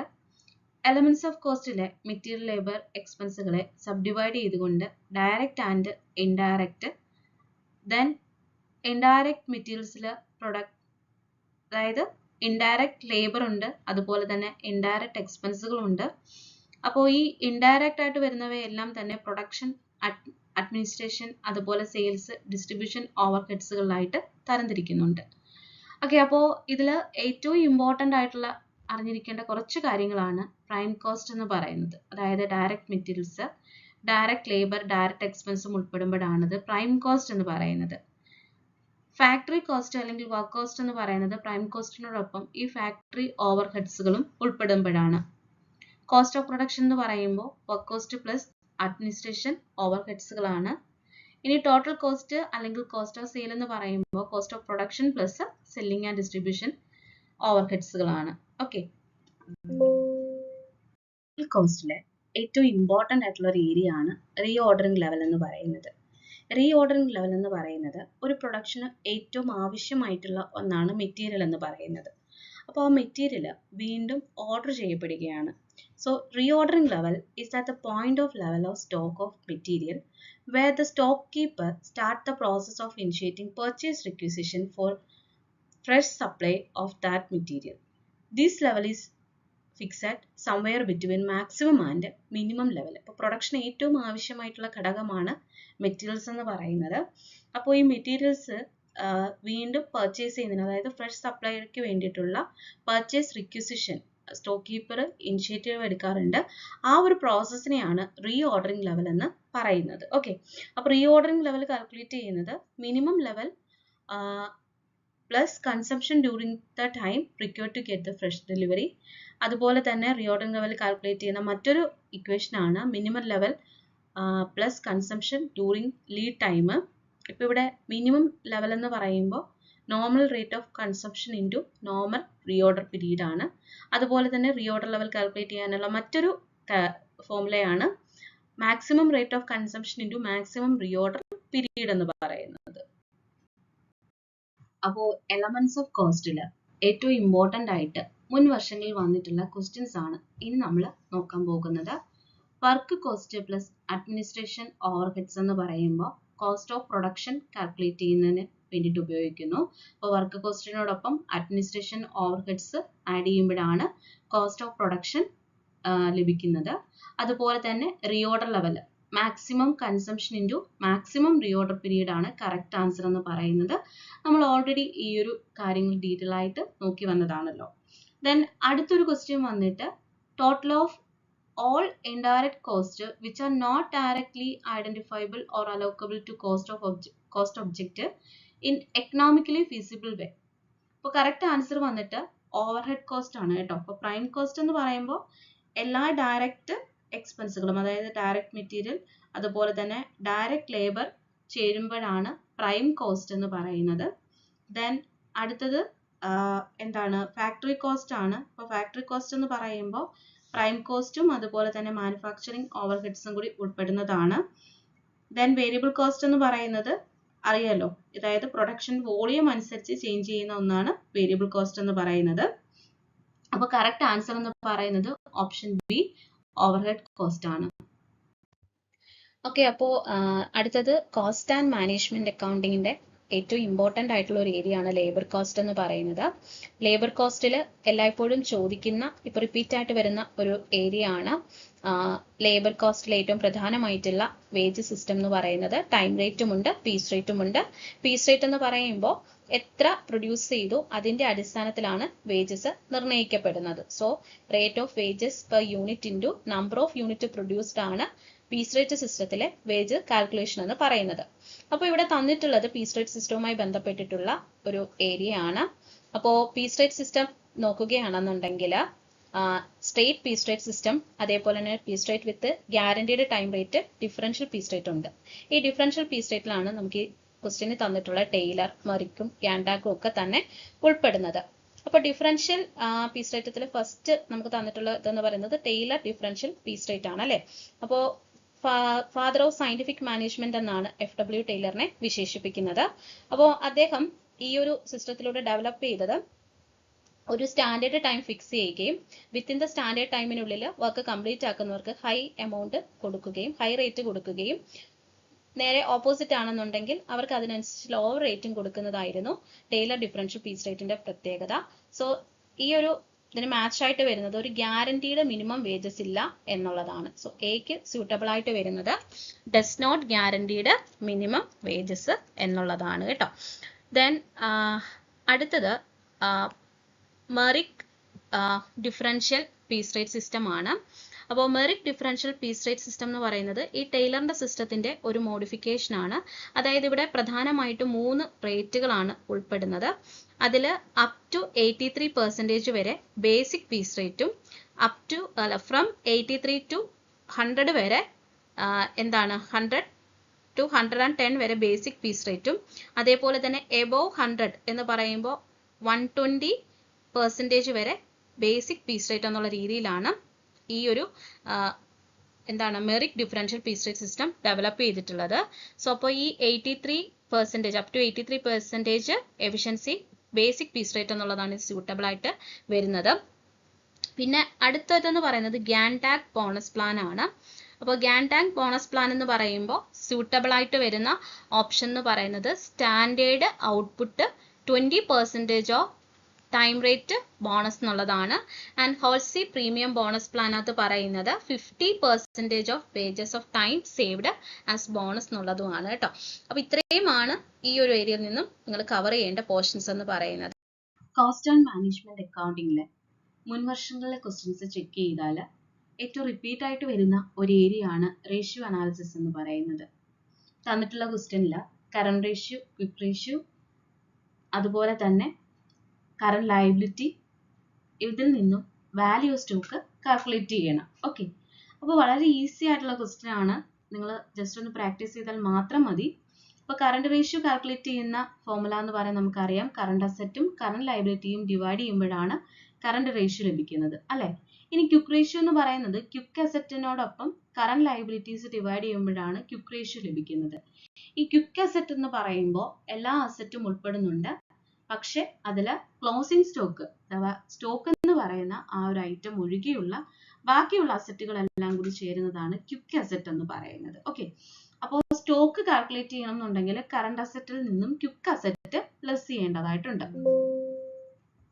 കറണ്ട് അസറ്റ് കാൽക്കുലേറ്റ് ചെയ്യാൻ വേണ്ടിയിട്ട് കറണ്ട് റേഷ്യോ ഉണ്ട്, അതുപോലെ തന്നെ കറണ്ട് ലയബിലിറ്റീസും ഉണ്ട്. കറണ്ട് റേഷ്യോ എന്ന് പറയുന്നത് 2.5 ആണ് അല്ലെ. 2.5:1 ആണ് കറണ്ട് റേഷ്യോ എന്ന് പറയുന്നത്. അപ്പൊ കറണ്ട് ലയബിലിറ്റീസ് 40,000 ഓൾറെഡി തന്നിട്ടുണ്ട്. അപ്പൊ കറണ്ട് അസറ്റ് എന്ന് പറയുന്നത് 2.5 × 40,000 ആണ്. അപ്പോൾ 1 lakh ആണ് ആൻസർ ആയിട്ട് വരുന്നത്. ഇനി ക്വിക്ക് അസറ്റ് കാൽക്കുലേറ്റ് ചെയ്യാനും നമുക്ക് ക്വിക്ക് അസറ്റ് റേഷ്യോ തന്നിട്ടുണ്ട്, 1.5 ആണ്. ആൻഡ് കറണ്ട് ലയബിലിറ്റീസ് 40,000 ആണ്. അപ്പൊ ആൻസർ വരുന്നത് 60,000 ആണ് അല്ലെ. ഇനി സ്റ്റോക്ക് കാൽക്കുലേറ്റ് ചെയ്യണം എന്നുണ്ടെങ്കിൽ കറണ്ട് അസറ്റിൽ നിന്നും ക്വിക്ക് അസറ്റ് കുറയ്ക്കുമ്പോഴാണ് സ്റ്റോക്ക് ലഭിക്കുന്നത്. അതായത് കറണ്ട് അസറ്റ് എന്ന് പറയുമ്പോൾ അതിൽ സ്റ്റോക്ക് ഇൻക്ലൂഡഡ് ആണ്, എന്നാൽ ക്വിക്ക് അസറ്റിൽ ഒഴിവാക്കപ്പെടുന്നുണ്ട് അല്ലെ. അപ്പോൾ കറണ്ട് അസറ്റ് 1,00,000, അതിൽ നിന്നും ക്വിക്ക് അസറ്റ് ആയിട്ടുള്ള 60,000 ലെസ് ചെയ്യുമ്പോൾ 40,000 ലഭിക്കും. അപ്പോൾ വാല്യൂ സ്റ്റോക്ക് എന്ന് പറയുന്നത് 40,000 ആണ്. അനാലിസിസുമായി ബന്ധപ്പെട്ടിട്ടുള്ള മറ്റൊരു ക്വസ്റ്റ്യൻ കൂടി നമുക്കൊന്ന് പരിചയപ്പെടാം. കറണ്ട് റേഷ്യോ തന്നിട്ടുണ്ട് 3.5:1, quick ratio 2:1. If excess of current asset over quick asset represented by inventories is ₹24,000, current liabilities will be. current liabilities ആണ് ഇവിടെ കാൽക്കുലേറ്റ് ചെയ്യേണ്ടത്. ഓക്കെ, ഇവിടെ ഇൻവെന്ററീസ് തന്നിട്ടുണ്ട് 24,000, അതായത് കറണ്ട് അസറ്റിൽ ഉൾപ്പെടുന്ന ഒന്നാണ് ഇൻവെന്ററീസ് എന്ന് പറയുന്നത്, എന്നാൽ ക്വിക്ക് അസറ്റിൽ ഇൻവെന്ററീസ് ഉൾപ്പെടുന്നില്ല. അപ്പോൾ കറണ്ട് അസറ്റ് എന്ന് പറയുമ്പോൾ 3.5 ആണ്. ഓക്കെ, 3.5:1 ആണ് കറണ്ട് റേഷ്യോ. അപ്പോൾ കറണ്ട് അസറ്റ് എന്ന് പറയുമ്പോൾ 3.5 ആണ്. ദെൻ ക്വിക്ക് അസറ്റ് എന്ന് പറയുമ്പോൾ 2 ആണ്.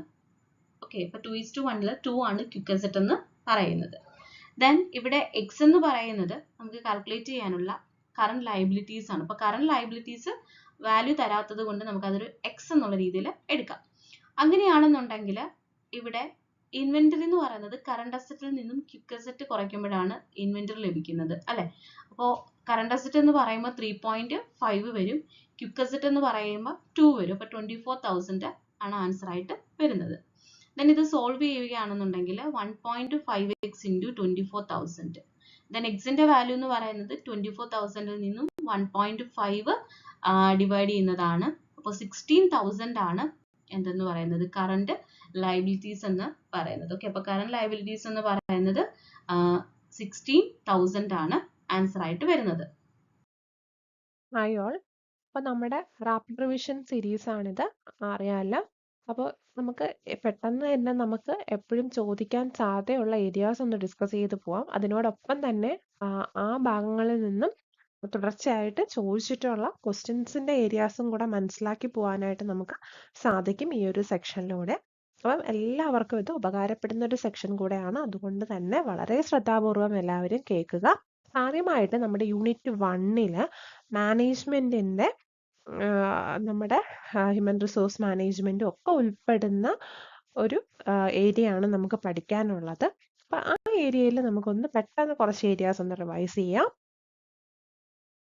എല്ലാ എക്സാംസിനും സെറ്റ് ആവട്ടെ, നെറ്റ് ആകട്ടെ, ടീച്ചിങ് എക്സാംസ് ആകട്ടെ, എല്ലാത്തിനും എപ്പോഴും ഇമ്പോർട്ടൻ്റ് ആയിട്ട് ചോദിക്കുന്ന ഒരു ഏരിയ കൂടെയാണ് നമ്മുടെ മോട്ടിവേഷണൽ തിയറീസ് എന്ന് പറയുന്നത്, അല്ലെങ്കിൽ തിയറി ഓഫ് മോട്ടിവേഷൻ എന്ന് പറയുന്നത്. അപ്പോൾ അതിൻ്റെ ഓരോ തിയറിയുടെ പ്രപ്പോണൻസ് പഠിക്കുക, അതിനകത്ത് ഉൾപ്പെടുന്ന കാര്യങ്ങൾ പഠിക്കുക, അതൊക്കെ വളരെ വളരെ ഇമ്പോർട്ടൻ്റ് ആയിട്ടുള്ള ഒരു കാര്യമാണ്. അതുപോലെ തന്നെ അതിൻ്റെ ഏറ്റവും വലിയൊരു ഡിസ്റ്റിങ്ഷൻ ആണ് കണ്ടന്റ് മോഡലും പ്രോസസ്സ് മോഡലും.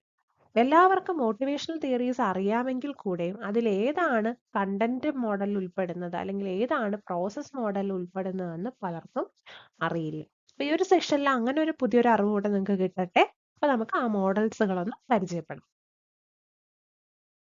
അപ്പൊ നമ്മുടെ കണ്ടന്റ് മോഡലിൽ ഉൾപ്പെടുന്നതെന്ന് പറയുന്നത് ഈ പറയുന്ന 4 മോഡലുകളാണ്. മോട്ടിവേഷണൽ തിയറീസിൽ വരുന്ന 4 തിയറീസ് ആണ് കണ്ടന്റ് മോഡൽസ് ഓഫ് മോട്ടിവേഷനകത്ത് ഉൾപ്പെടുന്നത്.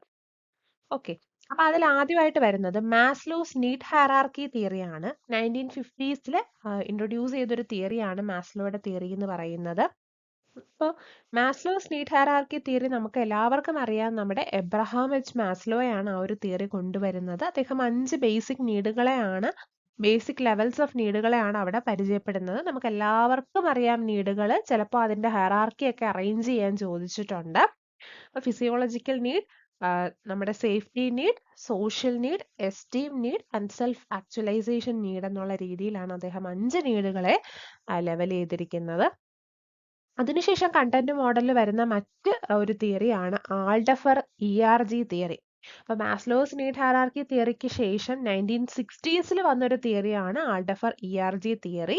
ക്ലേറ്റൺ ആൾഡഫർ ആണ് ഈ ഒരു തിയറി ഇൻട്രൊഡ്യൂസ് ചെയ്തത്. ഇവിടെ 3 നീഡുകളാണ് പറയുന്നത്. മാസ്ലോയുടെ 5 ലെവൽ ഓഫ് നീഡുകൾ പറയുന്നുണ്ടെങ്കിൽ ആൾഡഫറിൽ 3 നീഡുകളാണ് പറയുന്നത്.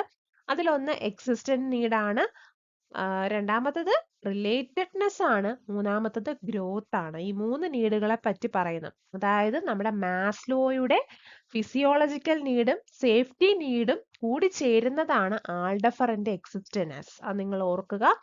മാസ്ലോയുടെ ഫിസിയോളജിക്കൽ നീഡും സേഫ്റ്റി നീഡും കൂടെ വരുന്നതാണ് നമ്മുടെ ആൾഡഫറിന്റെ ഈ എക്സിസ്റ്റഡ്നെസ് എന്ന് പറയുന്നത്, അല്ലെ? ആൾഡഫറിന്റെ E = എന്താണ്? നമ്മുടെ ഏതൊക്കെയാണ് ഫിസിയോളജിക്കലും അതുപോലെ തന്നെ അതിനകത്ത് വരുന്ന ഏതാണ് സേഫ്റ്റി നീഡും കൂടെ, ഫസ്റ്റ് 2 ലെവലും കൂടെ എക്സിസ്റ്റഡ്നെസ്സിൽ വരും. ഓക്കെ, അതിനുശേഷം റിലേറ്റഡ്നെസ് ആണ്. നമ്മുടെ റിലേറ്റഡ്നെസ് എന്ന് പറയുമ്പോഴത്തേക്ക് മാസ്ലോയുടെ ബാക്കി 2 എണ്ണം, അതായത് ഏതൊക്കെയാണ്? നമ്മുടെ സോഷ്യൽ നീഡ്, എസ്റ്റീം നീഡ്. ഈ 2 നീഡുകളാണ് ഏതിൽ ഉൾപ്പെടുന്നത്? 6 ഉൾപ്പെടുന്നത്. ഗ്രോത്തിൽ എന്താണ് വരുന്നത്? Self actualization. എക്സിസ്റ്റന്റ് എന്ന് പറയുമ്പോൾ ഫിസിയോളജിക്കലും സേഫ്റ്റിയാണ് അതിനകത്ത് വരുന്നത്. പിന്നെ സോഷ്യലും എസ്റ്റീമും വരുന്നത് 6-ലാണെങ്കിൽ Gയില് സെൽഫ് ആക്ച്വലൈസേഷൻ ആണ് വരുന്നത്. അങ്ങനെയാണ് ആൾഡഫറിന്റെ ERG തിയറി വരുന്നത്.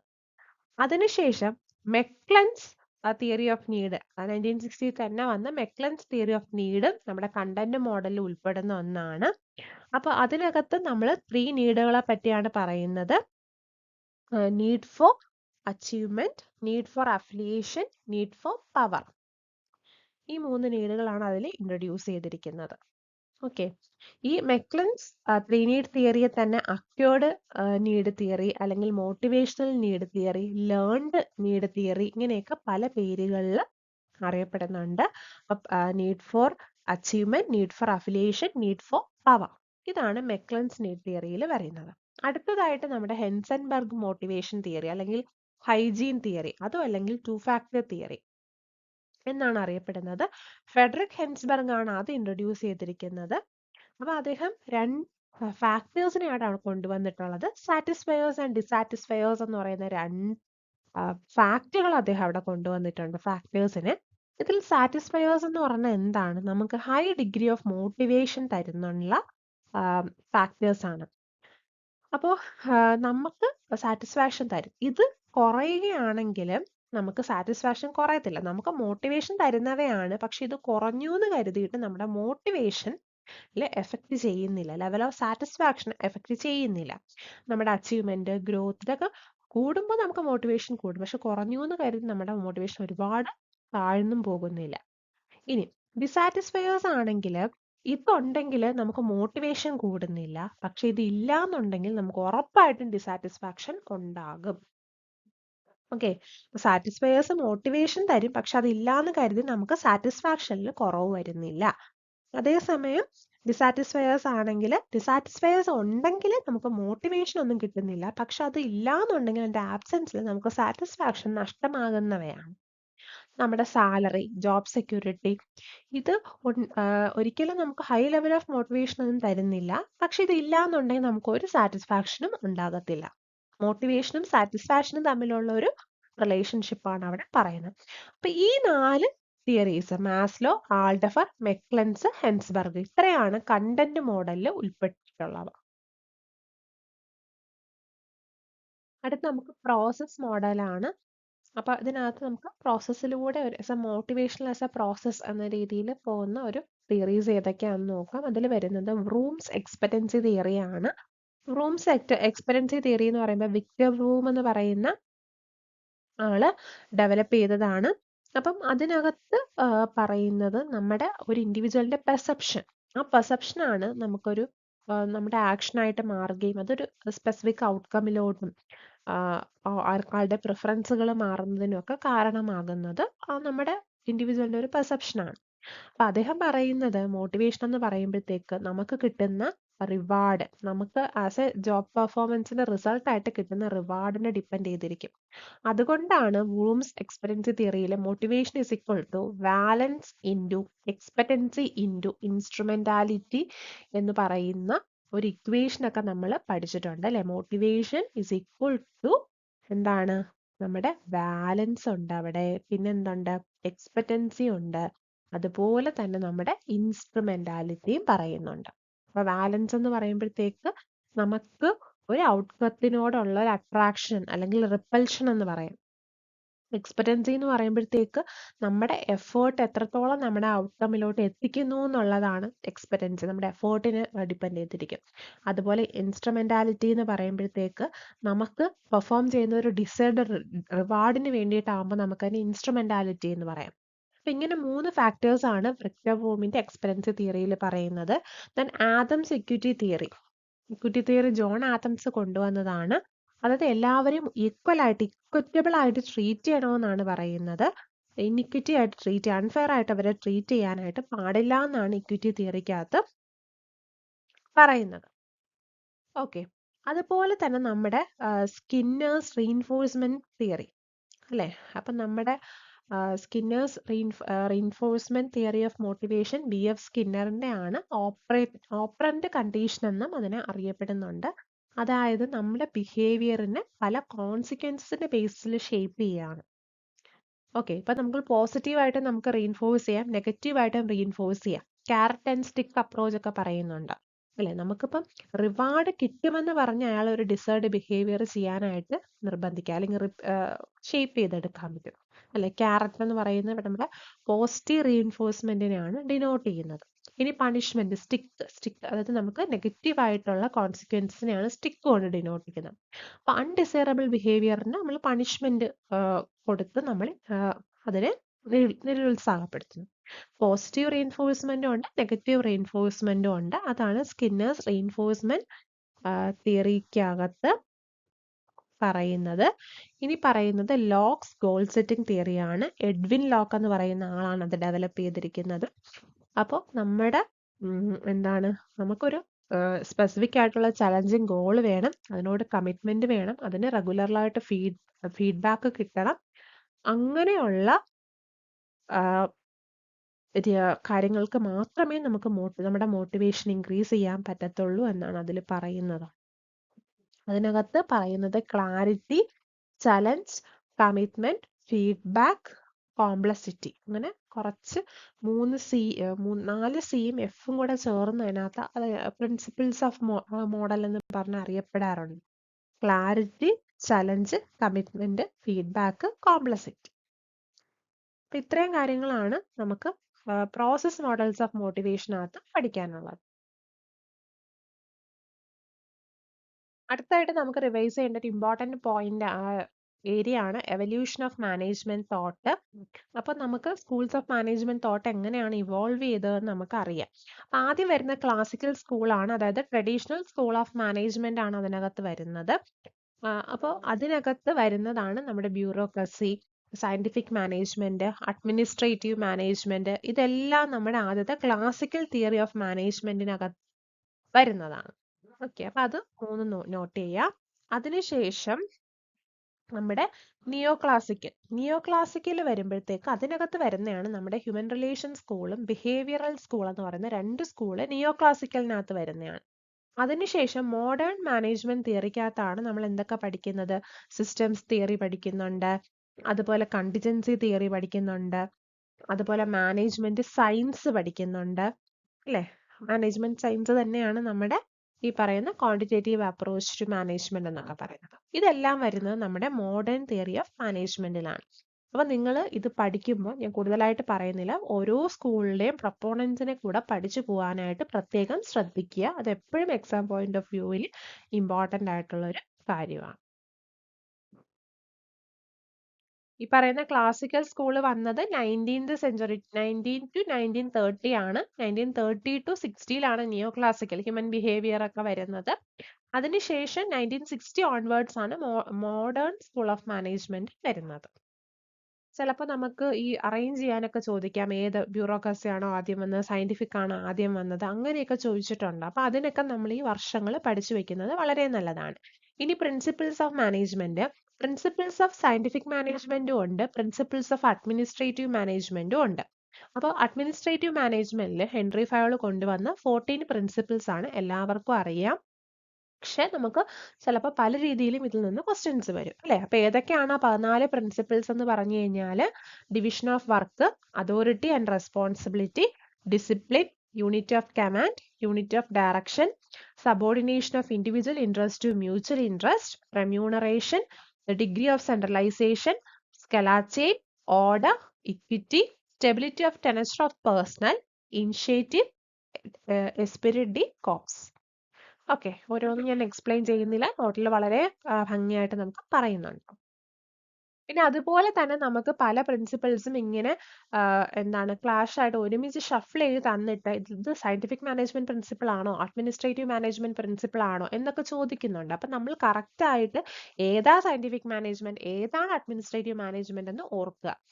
Science not the rule of thumb, harmony not discord, mental revolution cooperation not individualism, development of every person to its greatest efficiency. ഇത്രയാണ് ഈ പറയുന്ന 5 എണ്ണമാണ് സയന്റിഫിക് മാനേജ്മെന്റ് പ്രിൻസിപ്പിളിൽ വരുന്നത്. മാറിപ്പോകരുത് ഒരിക്കലും. ഓക്കെ,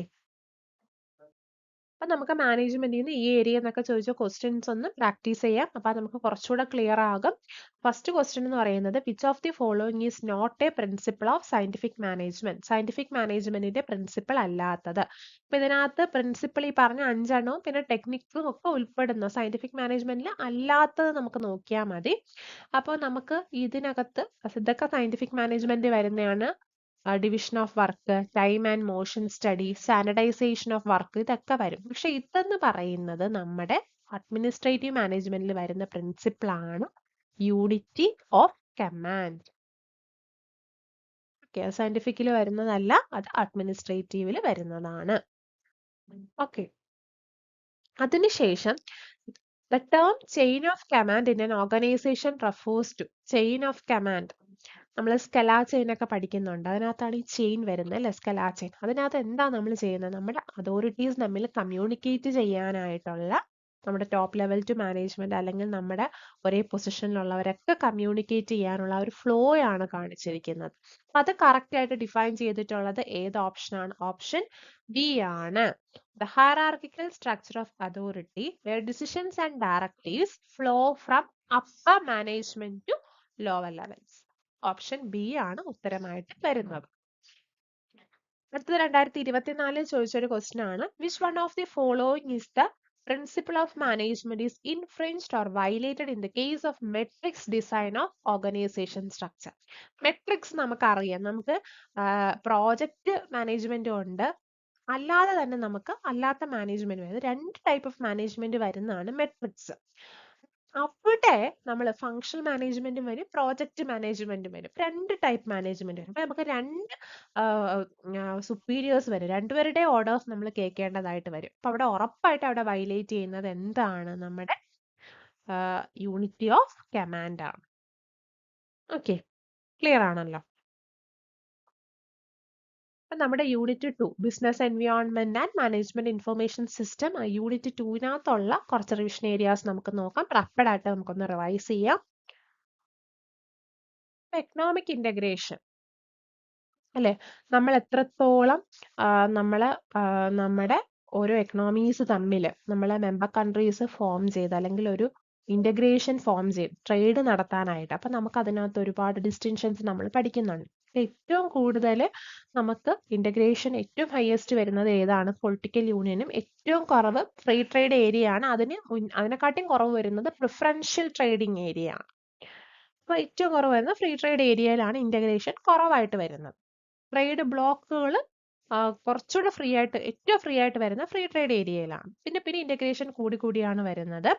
അപ്പൊ ഫ്രീ ട്രേഡ് ഏരിയ എന്ന് പറയുമ്പോഴത്തേക്ക് നമുക്ക് NAFTA, North American Free Trade Area ഉണ്ട്.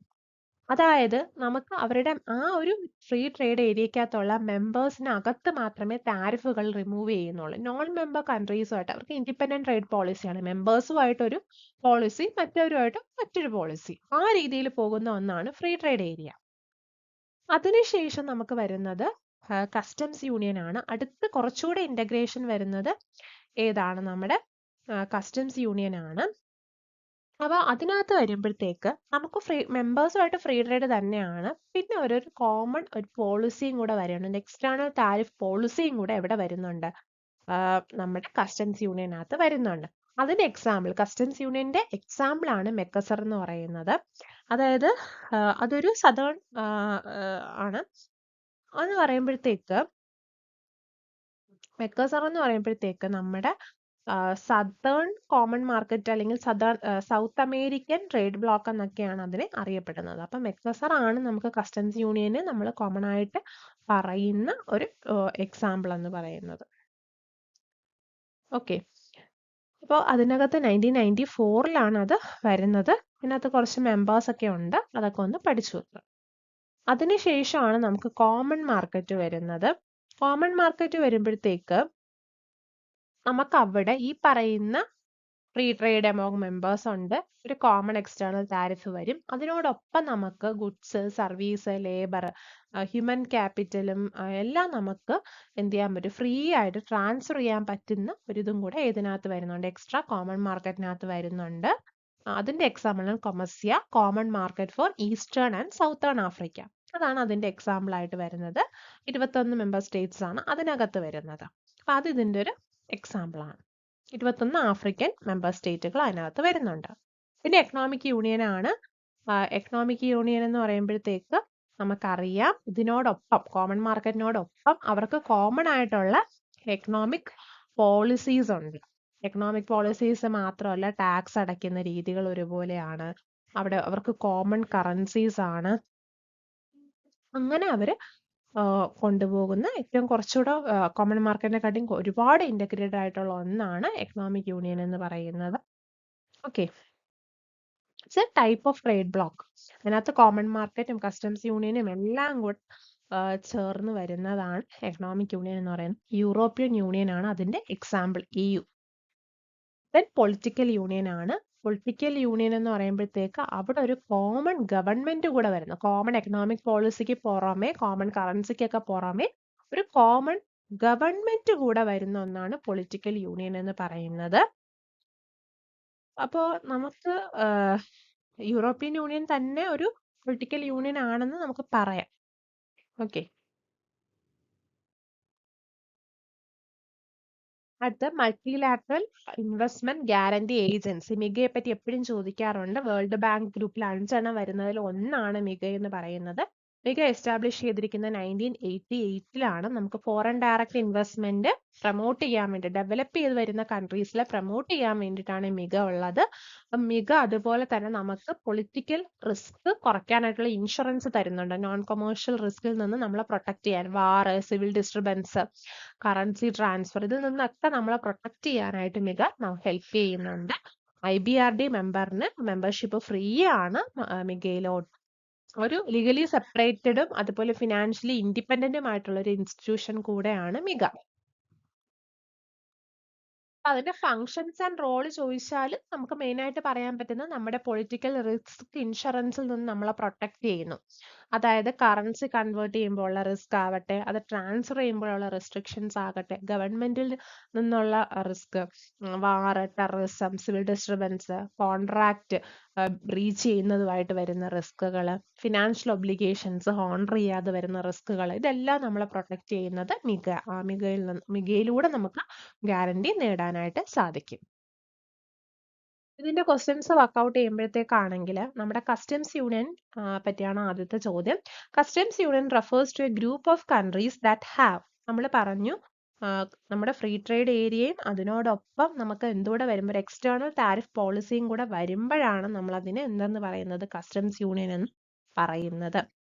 നമ്മുടെ ഫ്രീ മൂവ്മെന്റ് ഒക്കെ വരുമ്പോഴത്തേക്ക് അത് കോമൺ മാർക്കറ്റ് ആയിട്ട് മാറുകയാണ്. യൂണിഫൈഡ് കറൻസി വരുമ്പോൾ അത് എക്കണോമിക് യൂണിയൻ ആയിട്ട് മാറുകയാണ്.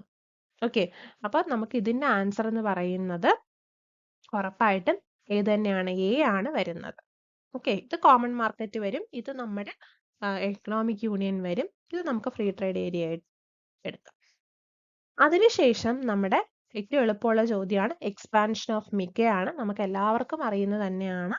മൾട്ടിലാറ്ററൽ ഇൻവെസ്റ്റ്മെന്റ് ഗ്യാരണ്ടി ഏജൻസിയാണ് ആൻസർ ആയിട്ട് വരുന്നത്. Then identify the true statements. Customs Union is a trade bloc which composed of a free trade area with a common external tariff. ശരിയാണ്. അടുത്ത, Customs Union are established through Trade Pact where participant countries set up common external trade policy. അതും ശരിയാണ്. അപ്പൊ ഇതിനകത്ത് വരുന്ന രണ്ട് സ്റ്റേറ്റ്മെന്റും എന്ത് തന്നെയാണ്, ശരിയാണ്. അപ്പൊ ഉത്തരം വരുന്നത് ബോത്ത് 1 and 2. ഓക്കെ, ക്ലിയർ അല്ലേ? അപ്പൊ അടുത്തതായിട്ട് നമ്മുടെ യൂണിറ്റ് 4 റിസർച്ച് ആൻഡ് ക്വാണ്ടിറ്റേറ്റീവ് ടെക്നിക്സിന്റെ പോർഷൻസ് ആണ് നമ്മൾ അടുത്തതായിട്ട് റിവൈസ് ചെയ്യാനായിട്ട് പോകുന്നത്. വേരിയൻസ് എന്ന് പറയുമ്പോഴത്തേക്ക് ഡിസ്പേർഷന്റെ ഒരു മെഷർ ആണ്. വേരിയൻസ് ഫസ്റ്റ് യൂസ് ചെയ്തത് ആരാണ്? R.A. ഫിഷർ ആണ് 1980. Variance is also known square of standard deviation. Problems ഒക്കെ പലതവണ ചോദിക്കുന്നുണ്ട്, അതുകൊണ്ടാണ് ഇത് പറയുന്നത്. സ്ക്വയർ ഓഫ് സ്റ്റാൻഡേർഡ് ഡീവിയേഷൻ ആണ് വേരിയൻസ് എന്ന് പറയുന്നത്. അപ്പോൾ variance is equal to square of standard deviation ആണെങ്കിൽ standard deviation is equal to square root of variance. തിരിച്ചും മറിച്ചും വരും, ഇത് എല്ലാവർക്കും അറിയുന്നതാണ്. ഇനി അതിന്റെ അബ്സല്യൂട്ട് മെഷർ ഓഫ് ഡിസ്പേർഷൻ ആണ് എന്താന്ന് പറയുന്നത്, ഈ പറയുന്ന ഇതൊക്കെ. ഇനി റിലേറ്റീവ് മെഷർ എന്ന് പറയുന്നത് അബ്സല്യൂട്ട് ആണ് നമ്മുടെ ഈ വേരിയൻസ്. ഇനി റിലേറ്റീവ് വരുമ്പോഴാണ് കോഎഫിഷ്യന്റ് ഓഫ് വേരിയേഷൻ വരുന്നത്. അതായത് കോൾ പിയേഴ്സൺ ആണ് അത് ആദ്യമായിട്ട് ഡെവലപ്പ് ചെയ്തത്. അപ്പോൾ അതെന്ന് പറയുമ്പോഴത്തേക്ക് നമുക്ക് കണ്ടുപിടിക്കാൻ പറ്റുന്ന ഫോർമുല എന്ന് പറയുന്നത് സിഗ്മ ബൈ മീൻ ഇൻറ്റു 100 ആണ് വരുന്നത്. അതായത് നമ്മുടെ standard deviation divided by mean into 100. Okay, പിന്നെ നമുക്ക് വരുന്ന ക്വസ്റ്റ്യൻ ആണ് പി വാല്യൂ എന്താണ്, ഹൈപ്പോത്തസിസിൽ എന്തിന് പി വാല്യൂ കണ്ടെത്തും? It's A probability value. അതായത് നമ്മളൊരു ഹൈപ്പോത്തസിസ് എടുക്കുമ്പോൾ ഇപ്പൊ നൾ ഹൈപ്പോത്തസിസ് നമ്മൾ ഒന്നെങ്കിൽ റിജക്ട് ചെയ്യും അല്ലെങ്കിൽ അക്സെപ്റ്റ് ചെയ്യും. അതിന്റെ ബേസിസിലാണല്ലോ നമുക്ക് വരുന്നത്. അപ്പൊ അങ്ങനെ അക്സെപ്റ്റ് ചെയ്യുകയോ റിജക്ട് ചെയ്യുകയോ ചെയ്യുമ്പോഴത്തേക്ക് നമ്മൾ ഈ പി വാല്യൂവിന്റെ സപ്പോർട്ടിലാണ്, എവിഡൻസിലാണ് നമ്മൾ അത് എടുക്കുന്നതും കളയുന്നതും ഒക്കെ. അപ്പൊ പി വാല്യൂ സ്മോളർ ആണെങ്കിൽ നമുക്ക് അത്രത്തോളം എവിഡൻസ് ആണ് ഇത് റിജക്ട് ചെയ്യാം. പി വാല്യൂ സ്മോളർ ആണെങ്കിൽ നമുക്ക് റിജക്ട് ചെയ്യാം, കാരണം നമുക്ക് തെറ്റാനുള്ള ചാൻസ് കുറവാണ് അവിടെ. പി വാല്യൂ സ്മോളർ ആകുമ്പോഴത്തേക്ക് നമുക്ക് അത്രത്തോളം നൾ ഹൈപ്പോത്തസിസ് റിജക്ട് ചെയ്യാനുള്ള സാധ്യത കൂടുന്നു. അതുപോലെ തന്നെ ടൈപ്പ് ഓഫ് ഇറർ ചോദിക്കുന്നതാണ്. ടൈപ്പ് 1 ഇററും ടൈപ്പ് 2 ഇററും. അതായത് നമ്മളെ നൾ ഹൈപ്പോത്തസിസ് ട്രൂ ആണെങ്കിൽ നമ്മൾ അത് എന്ത് ചെയ്യും, ട്രൂ ആയിട്ട് നമ്മൾ റിജക്ട് ചെയ്യുമ്പോഴാണ് അതിനെ ടൈപ്പ് 1 ഇറർ എന്ന് പറയുന്നത്, അല്ലെ? അത് ട്രൂ ആയിട്ട് നമ്മൾ റിജക്ട് ചെയ്യുന്നു, അപ്പൊ അത് ടൈപ്പ് 1 ഇറർ ആയി. ഇനി അത് തെറ്റാണ്, തെറ്റാണ്, നൾ ഹൈപ്പോത്തിസിസ് തെറ്റാണ്, പക്ഷെ നമ്മളത് അക്സെപ്റ്റ് ചെയ്യുന്നു. തെറ്റായിട്ടുള്ളതിനെ നമ്മൾ അക്സെപ്റ്റ് ചെയ്യുന്നു. അപ്പൊ നമുക്ക് അവിടെ ടൈപ്പ് 2 ഇറർ വന്നു അല്ലെ. ടൈപ്പ് 1 ഇററിനെ ആൽഫ കൊണ്ടും ടൈപ്പ് 2 ഇററിനെ ബീറ്റ കൊണ്ടുമാണ് ഡിനോട്ട് ചെയ്യുന്നത്. ഓക്കെ, ഇനി 1 മൈനസ് ബീറ്റ ആണ് നമ്മുടെ പവർ ഓഫ് ടെസ്റ്റ് എന്ന് അറിയപ്പെടുന്നത്. അപ്പൊ നമ്മൾ ഇത് തെറ്റായിട്ടും അക്സെപ്റ്റ് ചെയ്യുമ്പോഴാണ് ടൈപ്പ് 2 ഇറർ വരുന്നത്. ഓക്കെ, അപ്പൊ നമ്മൾ തെറ്റായിട്ട് റിജക്റ്റ് തന്നെ ചെയ്യുകയാണെങ്കിലാണ് അവിടെ നമുക്ക് 1 മൈനസ് ബീറ്റ വരുന്നത്. നമ്മൾ തെറ്റായിട്ടും അക്സെപ്റ്റ് ചെയ്യുമ്പോഴത്തേക്ക് ബീറ്റയും, തെറ്റായിട്ടും നമ്മളതിന് റിജക്റ്റ് തന്നെ ചെയ്യുകയാണെങ്കിലാണ് 1 മൈനസ് ബീറ്റ ആയിട്ട് അവിടെ മാറുന്നത്.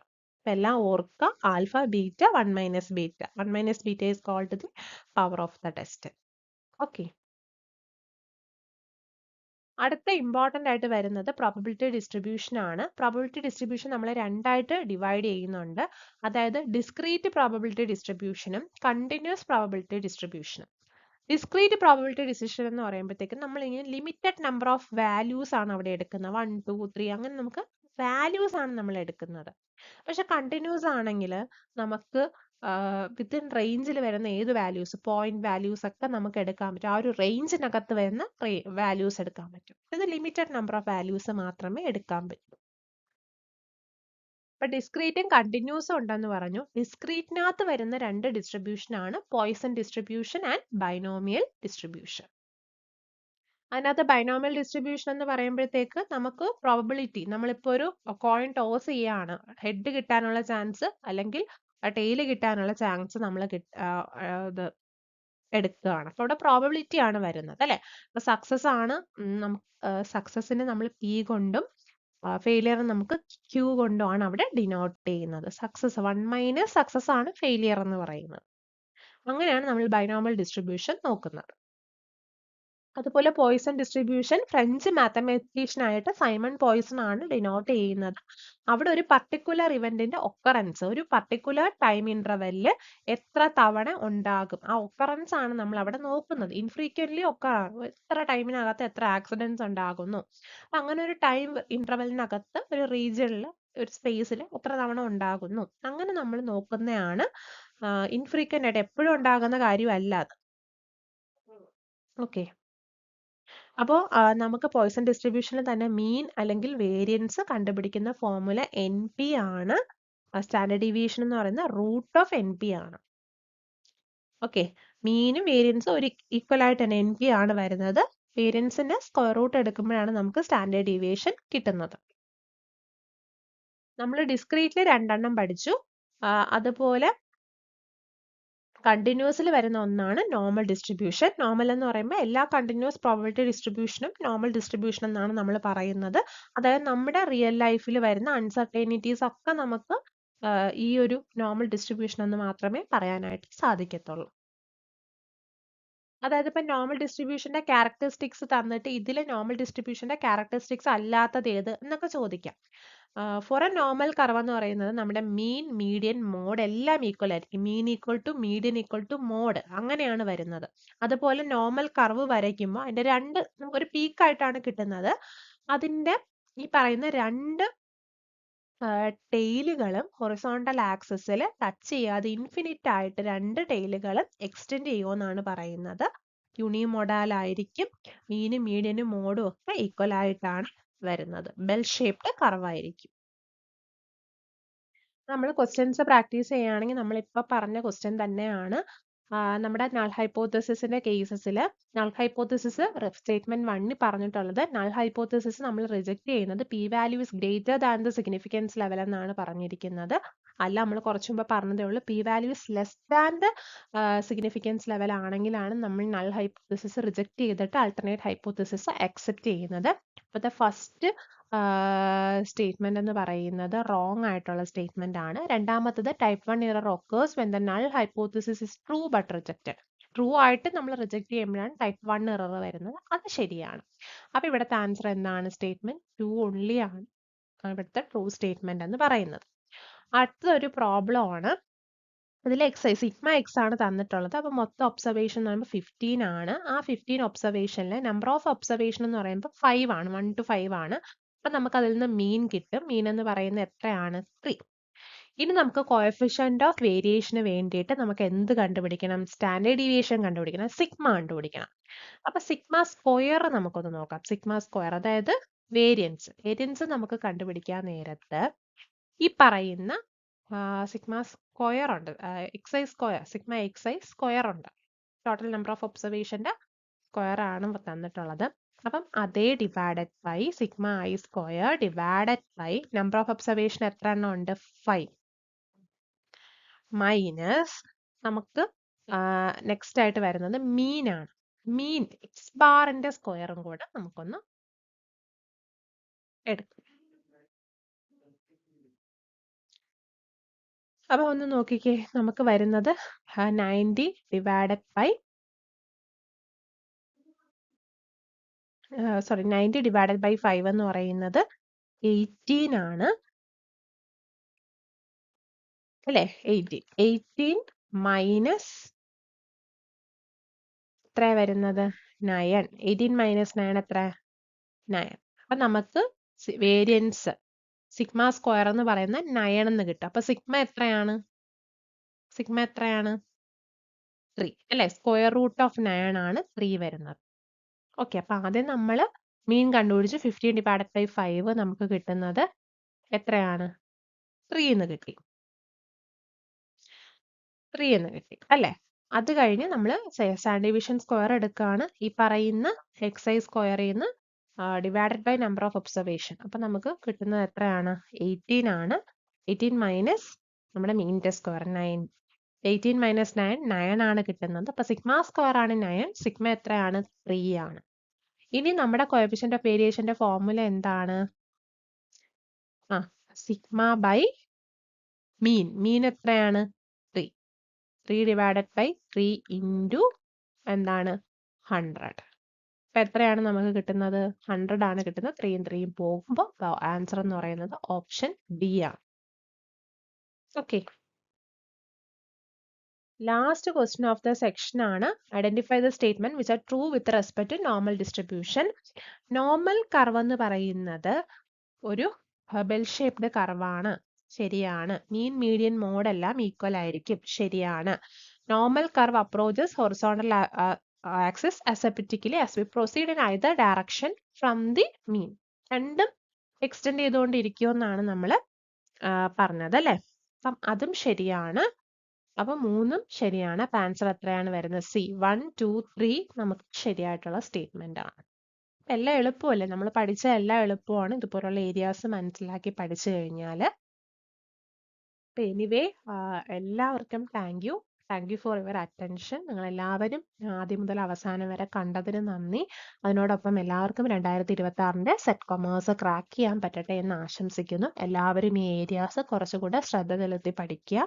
അതുപോലെ നമുക്ക് കിട്ടുന്ന സമയമൊക്കെ മാക്സിമം പ്രാക്ടീസ് ക്വസ്റ്റ്യൻസ് ചെയ്ത് പഠിക്കാനായിട്ട് കൂടെ നിങ്ങൾ ശ്രദ്ധിക്കുക. Okay, thank you.